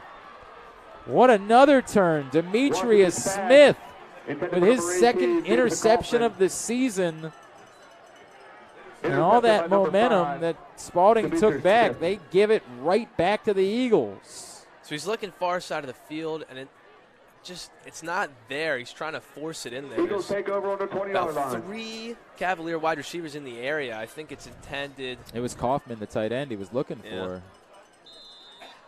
And Smith just stepped in, pretty much cut him off in the route, and it was pretty much thrown right at him by the time the ball got there. So 7:09 remaining in the 3rd quarter, and McDonough will get it back at their own 20, again with a chance to cut this even closer, trailing 24-6. It's like Cavaliers right now just inviting the Eagles to hang around in this football game and be a threat. And during all that, only about 2 minutes of game time comes off the clock. That's a great point. 7:09 remaining in the 2nd. Officials take a timeout. Timeout taken by the Eagles. That'll be their first of the 2nd half. And so that's... They have 2 timeouts remaining. Boy, it's something that you wouldn't want to do in a situation like this. Down by 18, a path to getting back into this game probably keeps this close in the 4th quarter. Might regret having to call a timeout. 1st and 10, your own 20-yard line. Coming off a turnover. Right, a big momentum changer. Big play. But Akeem Soule takes that first timeout. 2005 graduate of McDonough, leading the Eagles. Kyle Schmidt, got to dig back in with your team. And a lot of times it goes this way in football. We've seen this with the Baltimore Ravens this season, where you build these big leads, and it's just easy to kind of feel comfortable, feel like you've dominated. Not recently. Not recently. Sure, comfortable. the Ravens, sure, I get that point. But to feel like, especially for Spalding coming off that blowout win against Gilman last week, hey, you race out to a big lead, maybe your opponent just kind of goes away. Hasn't been the case tonight. Palazzo again back to throw. Palazzo again looking deep. He's got Exenor. 50, 45, the 40, 30, 20. Nobody's going to get him. Exenor again to the end zone. An 80-yard bomb. 2 big touchdown passes for the Eagles in the 2nd half. And they cut it 24-12. I mean, unbelievable. The momentum shift in this game. This is just an easy pitch and catch, not the best thrown ball. It's a little underthrown. Exeter comes back for it, and then it's just a house call. He outruns 3 defenders. And next thing you know, 12-point game. 141 yards worth of touchdown passes from Palazzo to Exeter in this third quarter. 6th touchdown catch of the season for Exeter. 8th touchdown toss of the year for Palazzo. 6:56 remaining. And again, they're going to go for 2. Trying to make it a 10-point game. There's certainly a question to be asked about chasing points at some point, but it's the decision they're going to make. Palazzo again trying to go to the fade. He had Exeter, but he overthrows him. So file that away. They've left 2 points on the field with those decisions. And it stays a 12-point game at 24-12. But this Cavaliers defense is going to have to hunker down after allowing 2 long touchdown passes here early in the third quarter. You got to wonder what the sideline's feeling like for the Cavaliers. Everything was going up their way. Couple speed bumps here with a long touchdown. Then they get the interception. They turn it over in the red zone. And one play later, a long touchdown pass. This needs to be a big comeback drive for Malik Washington. Keep it clean and go get points. I'm imagining Hakeem Sule might be chuckling as well about me maybe criticizing the decision to call a timeout or thinking he's going to need it. He might be saying, yeah, if that got us 6 quick points, we're happy to trade timeouts for quick points around here. Absolutely.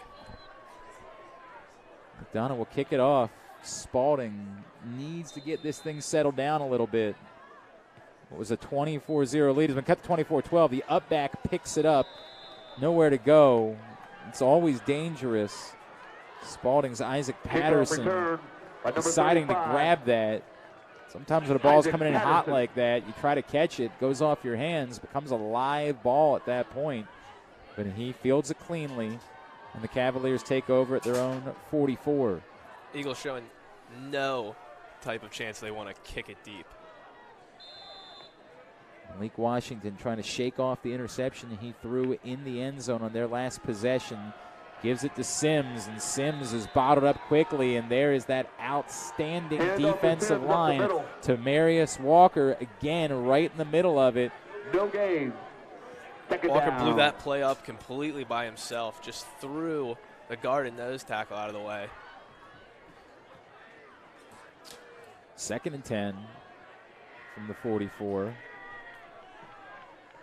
Washington, 2 receivers to either side.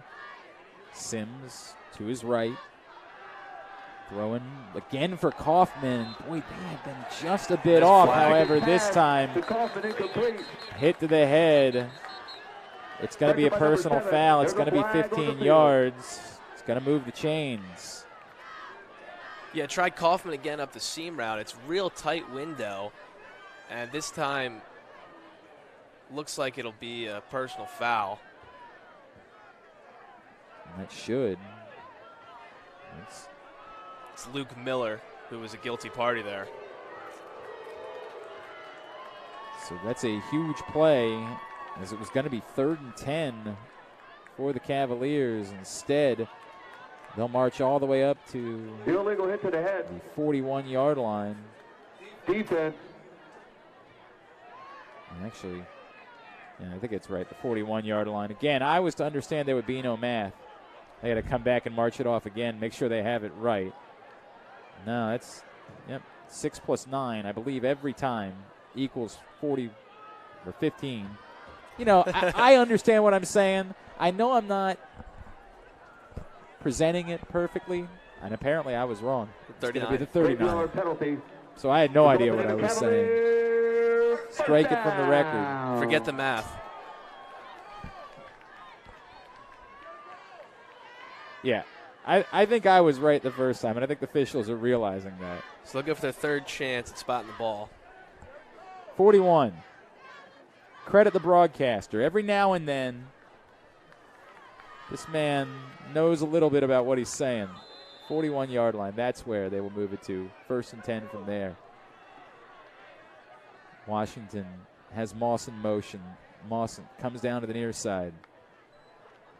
Hands it off instead. Turning the corner. A little bit of room. Not a ton, but a decent gain there for Akeem Sims. Knocked out of bounds at about the 37. Looks like they're going to say the 38. So it'll be a gain of 3. Little opening for a second there for Sims, but it was a nice job closing it there. I believe that was number 28, Laudenslager. Oh, and a flag came out. Looks like it must have been a Holding hold. on the offense.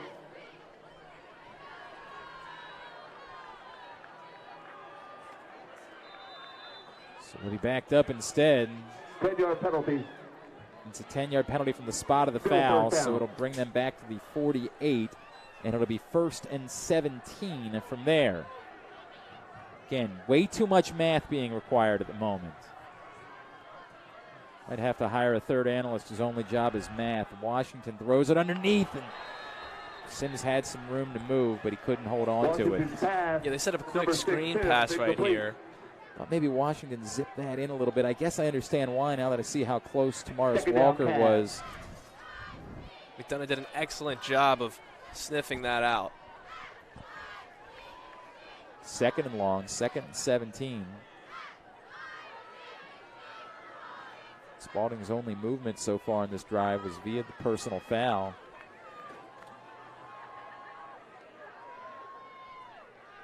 Washington trying to get that spark back that he had back in the first quarter. In trouble. Brought down back behind the line of scrimmage. See in there, Cam Laudenslager. Thought he might have gotten tripped up I thought at first. so too. And it does. He's going to trip over his own offensive guard. That's exactly right. Liam Lynch. 3rd down. And Laudenslager there to cover it up. And now you got 3rd and a long way to go. Yeah, back at your own 48-yard line, so you need legitimately 21 yards in order to pick up a 1st down. Got to get the McDonough 31. 3rd and 21. 3 receivers to the left. See if Max Moss gets involved here. Washington lobs it down, overthrows Tyler Brown on the near sideline. Washington's pass to number 3 incomplete. And Spalding will have to punt with 4:58 remaining. And McDonough is very much back into this football game. McDonough survives the personal foul they gave up. And after both teams exchange penalties, McDonough holds strong. They will get the football back. This game has turned significantly in the 3rd quarter. Welch hangs on to it for a second. Now gets the punt off. It's dangerous. Was it touched? It's going to be down inside the 2. Ooh, indeed. Oh, a huge play. That ball continued to bounce. And down there, they handle it. Andrew Daly. That's some great special teams play right there. I thought for a second he might have taken the ball as he rolled into the end zone with it, but it looks like he was able to keep it out. And now a long, long way to go. Very long field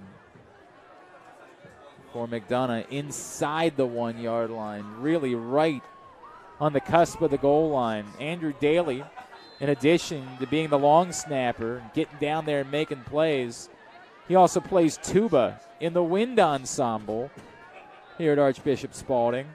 He and Aaron Voles had to duck out of practice early yesterday. Kyle Schmidt was telling me. Great to be well-rounded students. McDonough's had a lot of long fields to work with today, but this is about as long as it gets. 99 yards to go and danger. I don't even know. Yeah, sure. At the distance. You can't be backed up. This will be a 4-centimeter penalty. Half the distance to the goal. First down. You can't move the ball backwards from there. You're just moving it a little bit to the right. It was a running back, Smith, false started. And this is danger for a freshman quarterback. Braden Palazzo has to field the snap cleanly. Here comes the heat. Pressure coming. He chucks it downfield, puts it up for grabs. It's broken up. Yeah, it wasn't the best ball thrown there, but it actually ended up being pretty close to the 50-50 shot. Sean Johnson breaking up the pass intended for Caden Harris. 2nd and 10. Yeah, the Cavaliers smell blood in the water. They brought pressure from the cornerback position over there in the slot.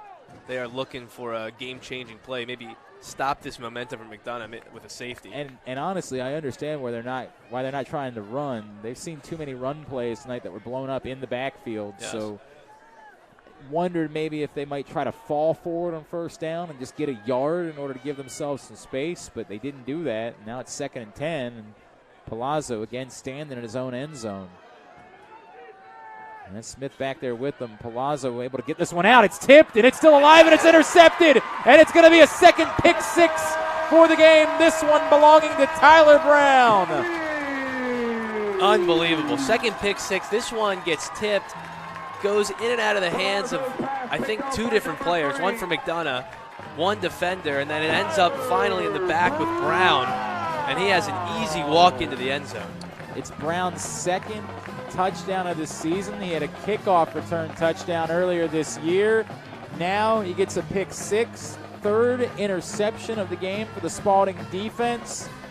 And just as things had turned in this football game, a huge play on special teams followed by a massive defensive play. Spalding leads 30-12, and they will indeed add the extra point, 31-12. Here it is. That one must got picked the first time. Gio Boone, Jaden Ships. It's that classic tip drill. Boone with the first tip, Ships with the second tip, and then the third one belongs to Tyler Brown. He gets the house call. 31-12. Spalding extends their lead in quarter number 3, just as McDonough was finding their way into this one. Yeah, and put all the credit on Andrew Daly with a phenomenal play, long snapping, and then pretty much setting up that tough field position. He downs it on the 1-yard line, and that put McDonough in a very difficult position. They were forced to throw the football, couldn't trust the run there, and that led to the turnover. To your point, obviously assists aren't a stat in football, but they should create an assist stat for that, because Daly getting down there, and a heck of a punt too from Welch. Hung up and bounced down. Turned the tide. Welch will kick it off. Sorry, that's Claiborne kicking it off. Fielded back at the 5. McDonough needs some big plays now. You find your way into this game, you feel good about yourself, and then it all gets kind of snuffed out. Smith returns it First down, Eagles. up to the 20. That's where McDonough takes over. Now trailing 31-12. They got it back to 24-12, and they got a 4th down stop. They were getting the ball back. Momentum very much on their side. But one big play in special teams, and then the pick 6. And it's all going the other way. Palazzo now 2 touchdowns, 3 interceptions on the day. He's going to have to keep throwing. Nope, he's not. He's going to try to hand it off. And nowhere. Absolutely not just nowhere, but negative yards on that particular play for Smith. A delayed draw that just didn't have a chance. Now here's a good thing for McDonough. They're starting this drive not on their own half-yard line. And when they have scored today, it has been from the big play, which is what they need now. 2nd and 14 from back at the 17-yard line. See, Palazzo's been coming over to the sideline to get the plays, then into the huddle. Interesting that we haven't seen a delay of game. Smith remains in the backfield. Palazzo, 2 receivers to either side. Now Smith shifts to the right. Palazzo to throw. Throwing deep again, and overthrowing this one. Again looking for Exenor. I can understand why you'd want to call that play. Yeah, I was just going to say, how much longer until they go back to Exenor down the field. This time, pretty well scouted, good coverage, and then Brown in the safety position was there over the top. So 3rd and long, 3:30 remaining in the 3rd quarter. For a moment here, it looked like something might be building for the Eagles. Cavalier fans, make some noise. Spalding trying to get off the field, end whatever threat there was going to be from McDonough in this second half. Palazzo, always capable of hitting a big hitter. We've seen it twice already in the second half. He's in trouble. Gets rid of it at the very last second. P.J. Pokness was so close to a big sack and maybe even a strip sack. P.J. Pokness on the hit. Pokness. Hand was coming forward. That's a good call. poke this again. There's been a couple times that he's come off the edge untouched. He is flying, and obviously with the left-handed quarterback, that side is his blind side. He never saw him at all. So that will force the Coquinos punt. He's standing back at his own 4-yard line. Spalding should get great field position out of this to boot. Leading 31-12. Coquinos has the room to get the punt off. It's going to bounce short of midfield, and it'll die down there, so no opportunity for Brown to return it. And it will be down back at the 42-yard line. Punt down at the 42-yard line. That's where the Cavaliers will take over. Cavalier first down. Been a balanced football team this season. Referenced their big win over Gilman a week ago, 54-7. Included 8 sacks, 9 different players catching a pass in that game. Cavaliers trying to get over the hump. I was talking to Kyle Schmidt this week. I said, hey, what's the difference between being a team playing good football right now and being a champion? He said, these 5 weeks, it's understanding this matters more as they give in a short gain, if anything, for Akeem Sims. And we reference, teams have seen more on tape. They know what you want to do. They know who your playmakers are. Can you still execute when teams are more prepared for you? So far, so good tonight. Well, as far as I'm concerned, Cavaliers offense, they need to come out and do something. The last 14 points have been scored by the defense. That's also a great point. Really 17 because it was a short field. That pass the far sideline is caught, but short of a first down. As R.J. Newton brings it in. Washington's pass to number 8. Set up 3rd and 3 from the 49, maybe 3.5. Newton's been a little quiet today, coming off a huge game last week where he had 10 catches. Big 37-yard touchdown pass. 121 yards and a touchdown in that win over Gilman. They bunch it up here. See if they go with the short yardage run. Indeed, they hand it off, and first down and more. Staying alive, not going down easy, carrying Eagles with them. A big run down to the 36-yard line for Hakeem Sims. Well, it's always good when you got your big offensive lineman, Gavin Laup, going right through the middle. So the entire time, Sims has got an entourage, essentially, and he gets a huge gain. Sets up a 1st and 10 from the 36, and they'll keep that extra blocker in. This time Washington's going to throw wide open. Moss, 24, tries to spin free. He'll dive down to about the 21. Gain of 15 and another first down. Taken down by number 1, Luke Miller. Long throw from the other side of the field, but good separation, a good route, a nice comeback route there from Moss. Max Moss, senior receiver. He's come on big time. Already has a touchdown catch tonight. Under 2 minutes to play in the third. 1st and 10, just outside the red zone. Washington throwing to the end zone. Moss was forced out of bounds, so he couldn't even made a play on the ball if it was there. Incomplete. Watch this again. Take it down.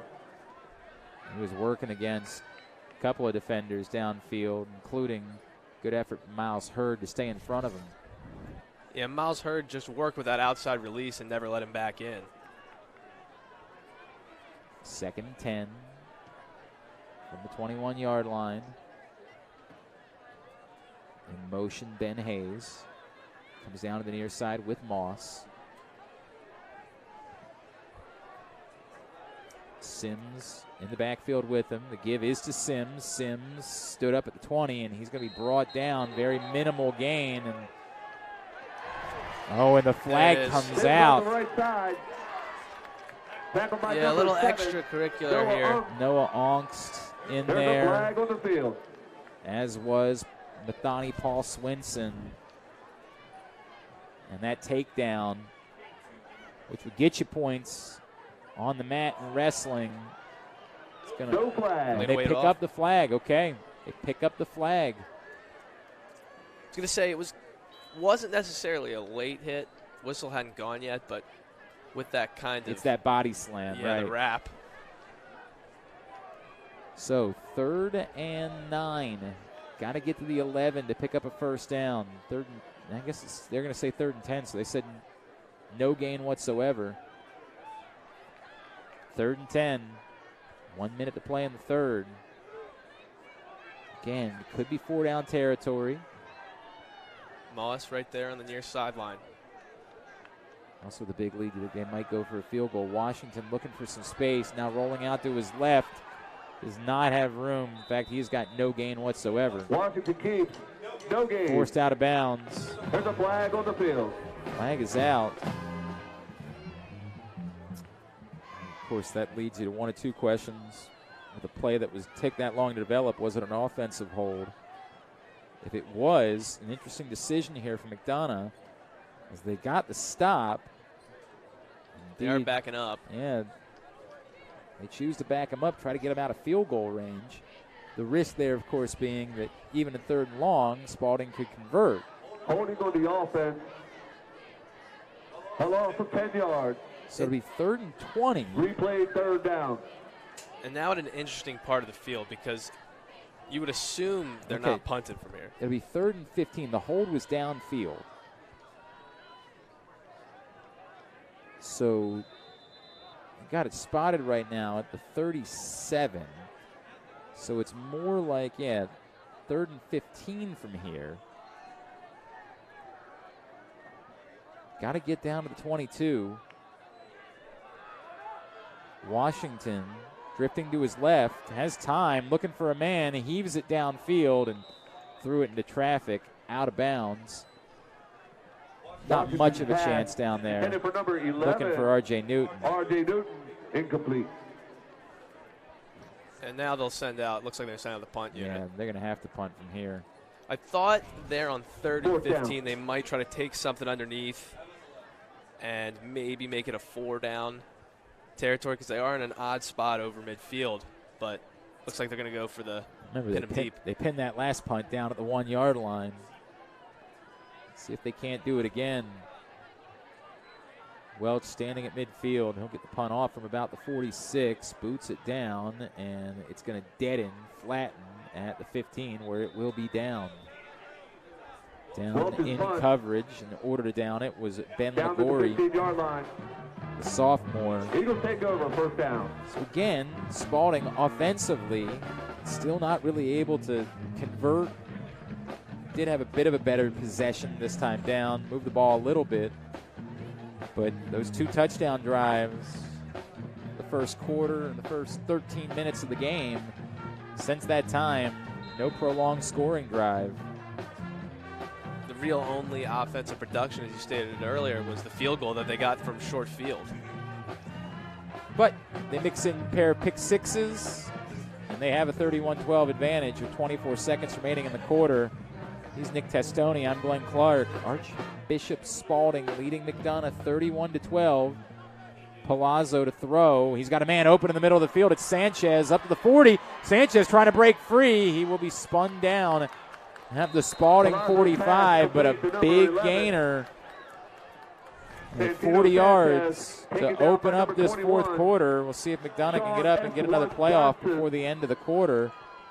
Sanchez carrying a few players like Sean Johnson with them. They're going to mark it at the 44, and it doesn't look like the Eagles are going to be in any hurry. McDonough shows some fight and get a couple of touchdowns here in this 3rd quarter, but a pick 6 for Spalding allows them to re-extend the lead after 3. They're on top 31-12. You're watching Archbishop Spalding football. 31-12.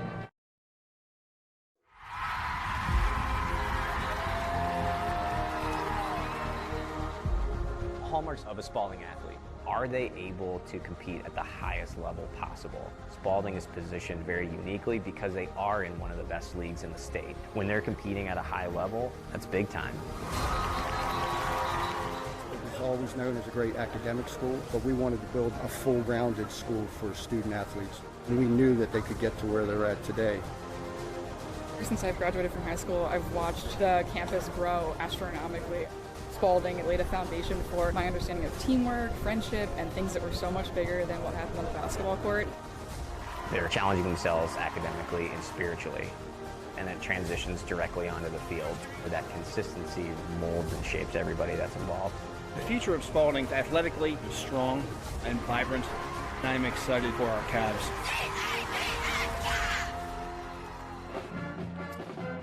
Team has switched sides to start the fourth quarter. Spalding on top of McDonough, 31-12. Glenn Clark, Nick D'Estoni with you from Whittles Field.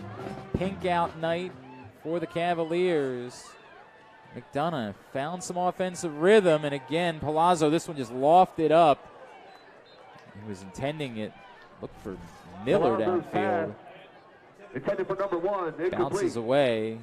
Throw didn't get there. That was a mess of traffic, so he's fortunate nothing awful happened in that situation. Both those guys were running similar routes, and Harris was actually beat his man on the far outside. Deep down the field was open. Gillis and Brown down there in coverage for the Cavaliers. Brings up 2nd and 10. It was 24-0 at the half if you weren't with us. McDonough scored the first 12 points of the second half. 2 long touchdown passes to Jefferson Exenor. But a pick six, second pick six of the game. This time it was Tyler Brown. Has that lead up to 31-12. Palazzo looking to the outside, and that's broken up. Hanging in there. Jaden Ships making the play. Watch it downfield. He had the man. Ships just stepping right in front of Caden Harris to force that incomplete. Throw just a little late. Ships did a great job of breaking on it, recognizing it, and made a great play to break it up. So 3rd and 10 now. After the big gain, risk of the drive bogging down. Opening seconds of quarter number 4. McDonough, they're going to try to find a way back into this game. Feels pretty critical. They score points on this drive. Palazzo's got time, lots of time. He uncorks one downfield. Broken up. Getting in there, Tyler Brown, as he was looking for Caden Harris. I wouldn't say it was pump fakes, but he hitches about 3 times gearing up to throw that football, which gave Brown so much time to read it, come across the field, and make a play on it. 4th and 10. It looks like they're coming back to huddle up. Thinking probably along the lines that we were just talking about. Well, you wouldn't want to go for it 4th and 10. The reality is, trailing by 3 possessions late in the football game, if you don't convert here, might be all she wrote. Also probably some confidence in their defense. They've been playing better. That is true, too. Palazzo looking to throw. Palazzo again chucks it downfield, and this one's just going to be intercepted. Pretty much a punt. He was looking for Exenor. Tyler Brown playing center field. Comes up with his 2nd interception of the day. 4th interception thrown by Palazzo on the game. And to your point, Nick, that's basically an arm punt. Yeah, I mean, it's good coverage there. Brown's playing on that side of the field. They knew it was going there. He just threw it up with a prayer. You know what? As Brown gets up, you can almost see in his face him saying, maybe I just knock it down. Yeah. We get way better field position if I just knock it down. Tough to not take that stat, though. Totally understood. 31-12. And now, can the Spalding Cavaliers grind it out on the ground? Keem Sims, the short gain on 1st down. A lot of time still, 11:22 remaining. And boy, they're keeping up the tempo. They're moving quick all day. Washington fakes the give this time, throws it out in the flats. There's going to be a lot of yards to be had along the far sideline for Aaron Igueba. This is just an RPO right here, and he sees the soft coverage on the outside. Great read by Washington, and he flips it out there. 18 yards up to the 39-yard line. 1st and 10. Can you get him thinking run? And then the quick hitter and the big gainer. This time they'll give it to Sims. Sims has a hole. Sims up near the 1st down marker. He'll be brought down right at about midfield. Another 11 yards on the ground. Right now they're doing everything but taking all the time off the play clock. They've been doing that all day. They love to move fast. Again, back to the line. And that might very well be just the decision that they're making. Hey, we're not thinking about the clock yet. We're just thinking about trying to put a drive together. Sims, short gain this time, maybe 2 yards. Loudon Slogger in on the stop. Second down. Tackle by number 28. Second and 8 from the 48-yard line. A lot of success here close to the line of scrimmage. Just handing it off, taking the easy throws out to the flats. And a little more time coming off the clock this time before they snap the ball. 10 minutes to play. 31-12 there in front. Throw underneath. And that's going to be really close to the first down marker. And I think he's going to have it. R.J. Newton on the near sideline. The number 11, Just a nice little timing comeback play right here. Excuse me, a hitch. First and 10 from the McDonough 40. And they go back to tempo. Give to Sims. Sims plows forward. Sims with a huge gainer to the 20. Sims inside the 10. He'll be dragged down at the 5-yard line. Luke Miller, the last line of defense, prevents the touchdown. Sims, you can see this right here. He burst through this hole. Probably the best.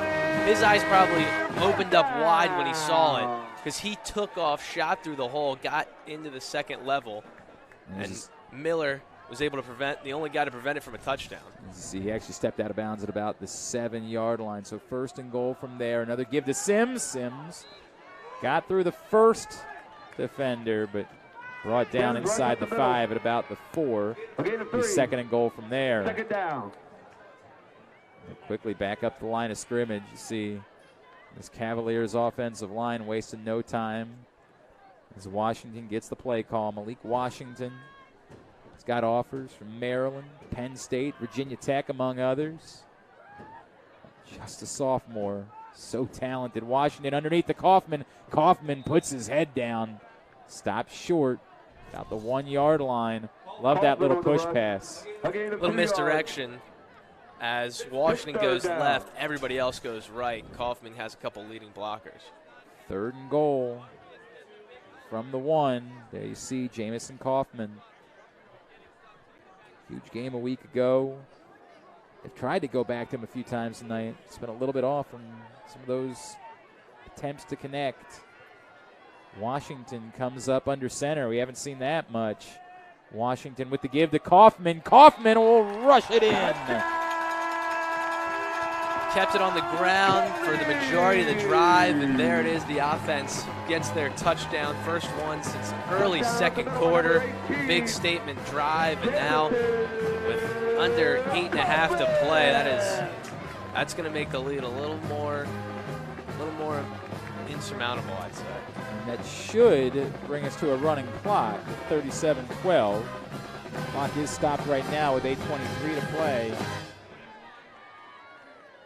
Kaufman's second rushing touchdown of the season. Welch on to add the extra point, which he does. 38-12. Spalding with a 26-point advantage over McDonough here in quarter number 4. Got to feel good for Kaufman. He's been targeted a decent amount today. Hasn't really come up with the catches, but they give it to him there, stick it in his gut on the goal line, and he punches it in. Yeah, they've been just a little bit off on some of those, but they reward him for hanging in there, and he gets a touchdown run here in quarter number 4. So Spalding was challenged here in the second half. 24-0 advantage quickly turned into a 24-12 game, and McDonough had the ball. But from that point, pick 6, defensive stops, and now an emphatic fourth-quarter touchdown drive as the Cavaliers extend the lead to 38-12, well on their way to a 7th win on the season and improving to 4-0 in conference play. Big drive for them. I mean, they started that back at their own 20. They did a lot of it on the ground, up the middle, through that D-line that has impressed so much for McDonough. Akeem Sims was great on that drive. Sanchez trying to get outside right around the 20-yard line where he's brought down. 8:16 remaining in the fourth quarter. Now the question becomes, is there one more quick hitter to be found for McDonough to make this interesting in the closing minutes? Interesting to see how the Cavaliers come out and play defense here. They're going to play a little more prevent because when they have given up points today, it's been the long burners. But I believe they probably stay in their game plan, which has been bringing pressure all day. 8:16 to play as McDonough takes over. Palazzo sends Smith in motion again, and he's going to throw it underneath to him. Was a little bit behind. Smith knocks it down, but can't make the catch. Palazzo's pass is Second and 10. 5, incomplete. And they only have a 3-man Second down. D-line, and they bring 1 to 2 linebackers every time. But the way they coordinate coming through, it usually leads to a pretty open rusher. And there you had the free rush on the side from Boone, which led to the missed throw to the flat. Gio Boone has an interception today. One of 4 Cavaliers interceptions. They have gotten the ball. They have been an opportunistic defense. They also gave up 2 long touchdown passes. Palazzo in the middle of the field. Sanchez wide open, 45 up the midfield and in the Cavaliers' territory before he's brought down at the 45. So there's a big gainer.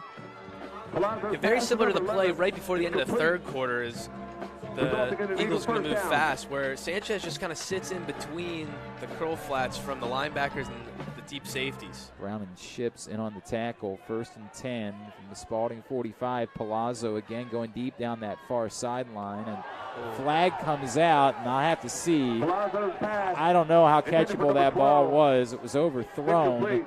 Ships puts his arms up in the air. The question is, did he turn his head? That is always the question in those situations.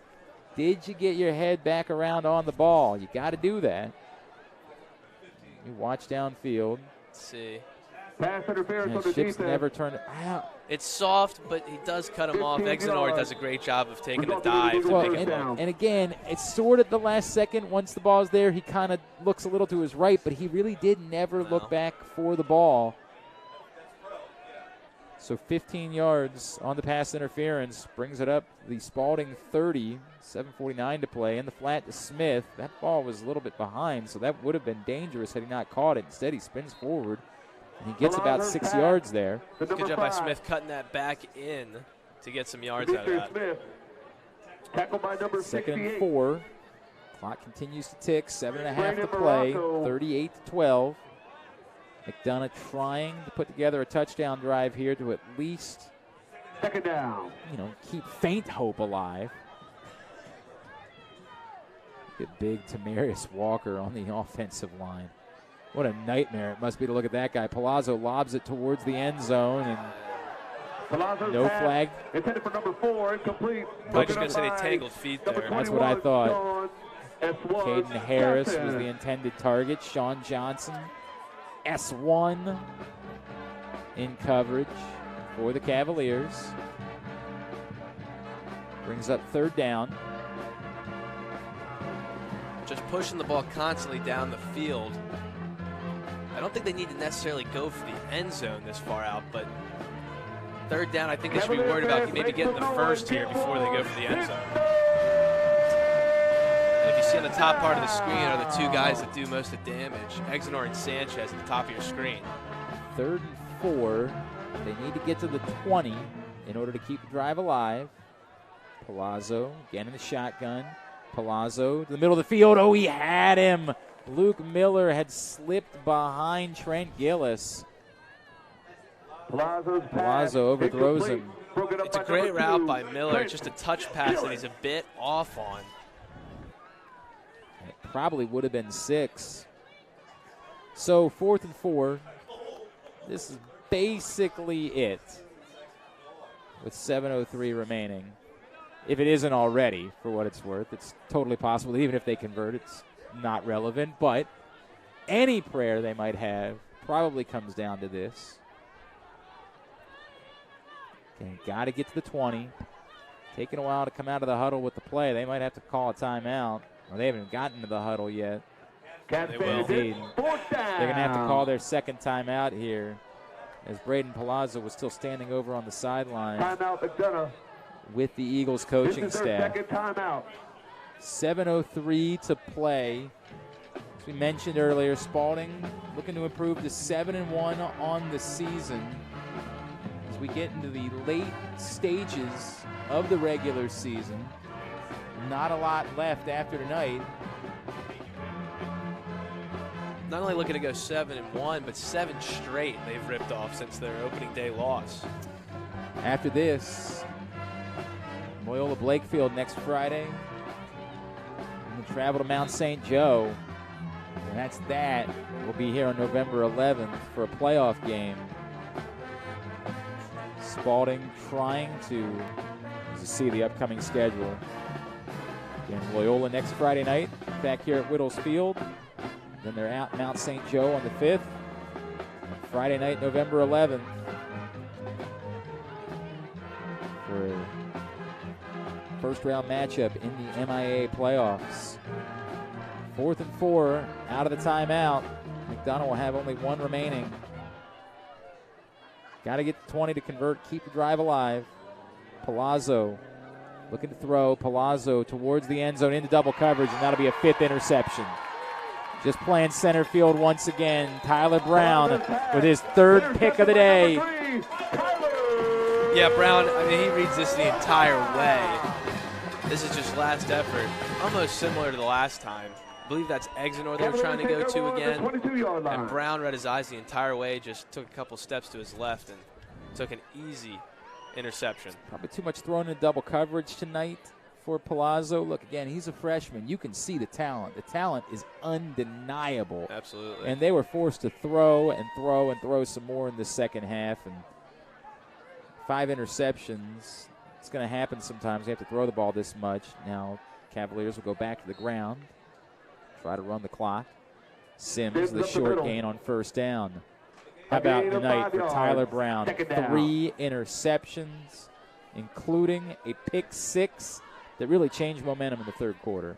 Yeah, just when you thought McDonough was mounting a comeback, it's the special teams play down at the 1 leading to the pick 6 that changes everything. They got tested in the second half. Now the fake give and the throw to the near sideline. Big gainer. Nice idea. R.J. Newton takes it all the way up to about the 40-yard line. First down for the Cavaliers. Move the sticks. I'm going to say 38 is where he was out of bounds. 6:17 to play in the 4th quarter. Still moving pretty quick. Washington gives it to Sims. Sims shifts to his right, finds about 8 yards in front of him. Sims up the middle. Up to the 46. A gain of about 8 yards. Bring up. Second and 2. Yeah, Sims looked great tonight, and it seems like every drive he looks stronger and stronger. He has really feasted on a D-line that's been worn down. And worth pointing out, that D-line was up to the task in the early portion of the game. First drive had to be all via the air for Spalding, because every time they went to the ground, those monsters on that D-line, Mason Robinson, Tamaris Walker, they were in there making plays, but after a while, finally, sheer number of plays they've been out there for tonight, Spalding has been able to retake control of the line of scrimmage. First down run for Sims. 5.5 remaining. 1st and 10 from midfield. Apparently movement. Flag on the False field. start. So they'll back him on the up. offense. Make it 1st and 15 with 5:29 remaining in the 4th quarter. One step closer 5-yard penalty. for the Cavaliers tonight to a conference title. And in the process, they're going to exercise some demons. Of course, the postseason still where they have to prove it. They want to be conference champions. They got the 1 seed a year ago, but they weren't able to finish it off. They'll try to change history here this year. They'll get the penalty yards back on first down. Perhaps even 6 as Sims plows past midfield. Good strong run there. 3rd down. Both teams staying true to season averages, by the way. Coming into this game, Cavaliers averaging 36 points per game, 38, and then on the other side, Eagles averaging only just a little under 11. 2nd and 9 from the McDonough 49. Washington again gives it to Sims. The give was a little bit low, but Sims did well to hold on to it. Not a whole lot of room, maybe 2 yards. Make it 3rd and 7. A gain of 1. The 47. Tackled by number 32. Mason Portora in on the tackle. Porter. Steady dive on the ground here. They've gone to the air once. Just a short throw to Newton. Let's see if they get aggressive here and go for a first down or keep it on the ground. Under 4 minutes to play. 3rd and 7. Washington to throw. He's got Newton. Newton right at the sticks.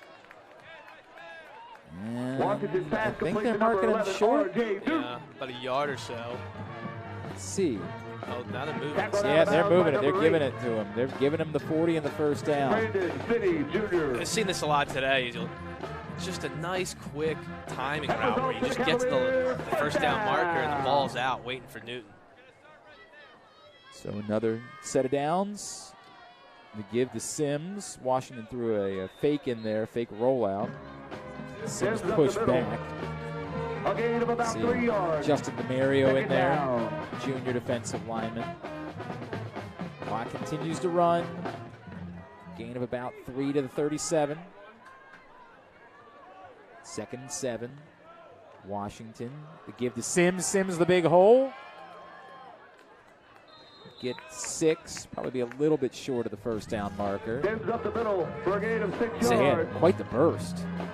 And they had it on the big run earlier. Sometimes he sees that hole and just takes off. And you can see from McDonough late, they're tired. Also, at this point in the game. Credit to Robinson, though, because the run wasn't at him. Yeah. It was the other side, and he was the one that made the initial contact in order to slow it down so it wasn't a bigger gainer. Into the flats and Newton on 3rd down. He's got the first down, and he's going to have a touchdown. R.J. Newton with his first touchdown catch of the night.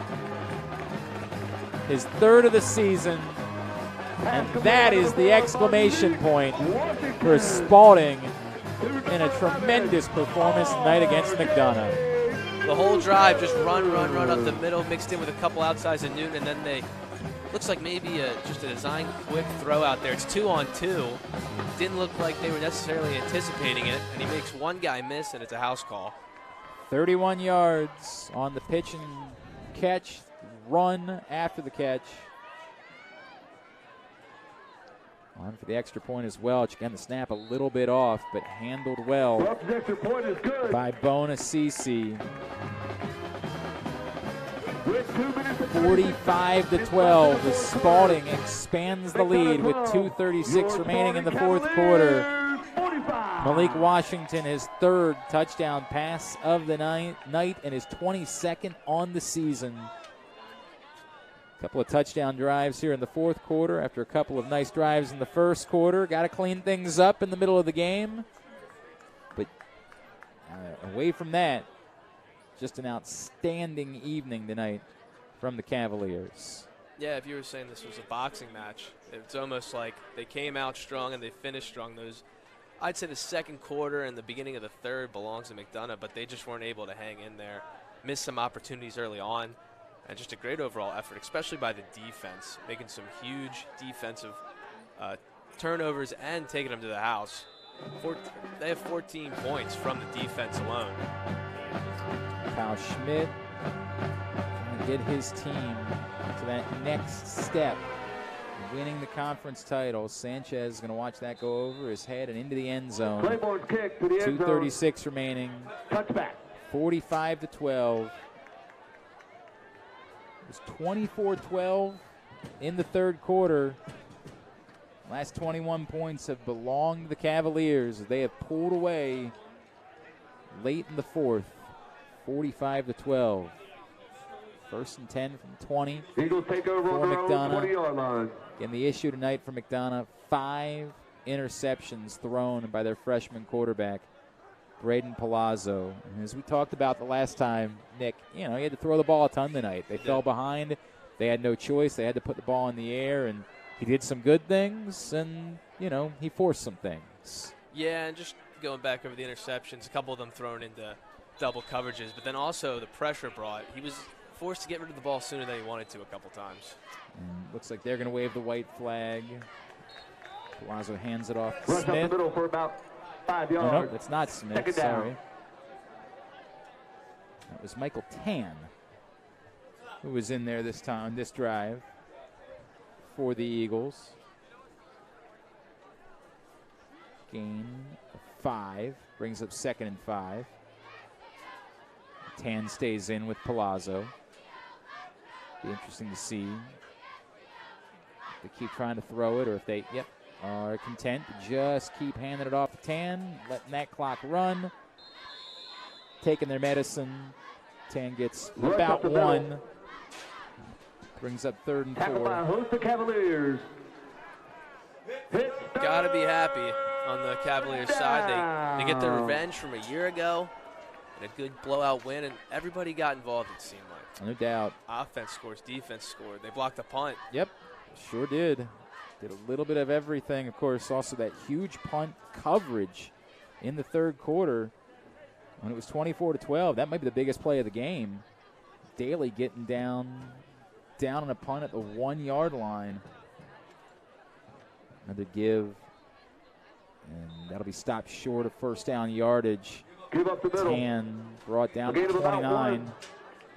Bring up 4th and 1. Fourth down. And you're in that interesting spot where you're almost like, do we really want to punt it again? Let's go for it. If we don't get it, they're just going to take a knee anyway. Try to get the yard here. You understand it's not changing anything about the result of the game, and at this point, either way, it's probably the last play of the game. Whatever happens, well, it's not true. If they don't get it, then they have to take a knee to end it. Palazzo will keep it himself, trying to turn the corner, looking for it. He's going to have the first down, out past the 30. Saw getting in there. Keep off the right side. Zach Philpott, Robbie Hopper helping out on the tackle. It's enough for first down yardage, but tackled by number 40, Robbie Hopper. Palazzo coming over the sideline. Yep, now the clock starts again after the first down, and you assume that will be that. Emphatic effort tonight for the Cavaliers. They score the first 24 points of the game. They score the last 21 points of the game. Archbishop Spalding improves to 7-1 on the year, 4-0 in conference play as they take down McDonough tonight, 45-12. Your Spalding Cavaliers 45, McDonough Eagles. The Eagles 12. dropped to 3-5 on the season, 2-2 in conference play. Nick, some final thoughts from you tonight, what you saw from Archbishop Spalding. Yeah, they came out early and often. Defensively brought a lot of pressure.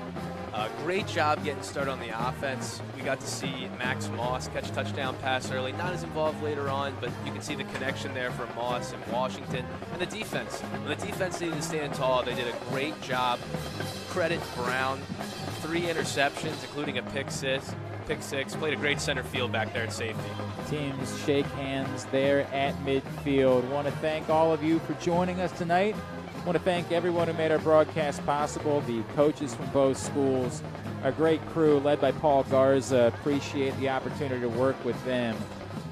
Again, next game, next Friday night against Loyola Blakefield at 7 o'clock for the entire team. Nick Testoni, great to work with you, my friend. Absolutely. Good job tonight. For the entire team, I am Glenn Clark. Again, your final score tonight, Archbishop Spalding 45, McDonough 12. You've been watching Archbishop Spalding football.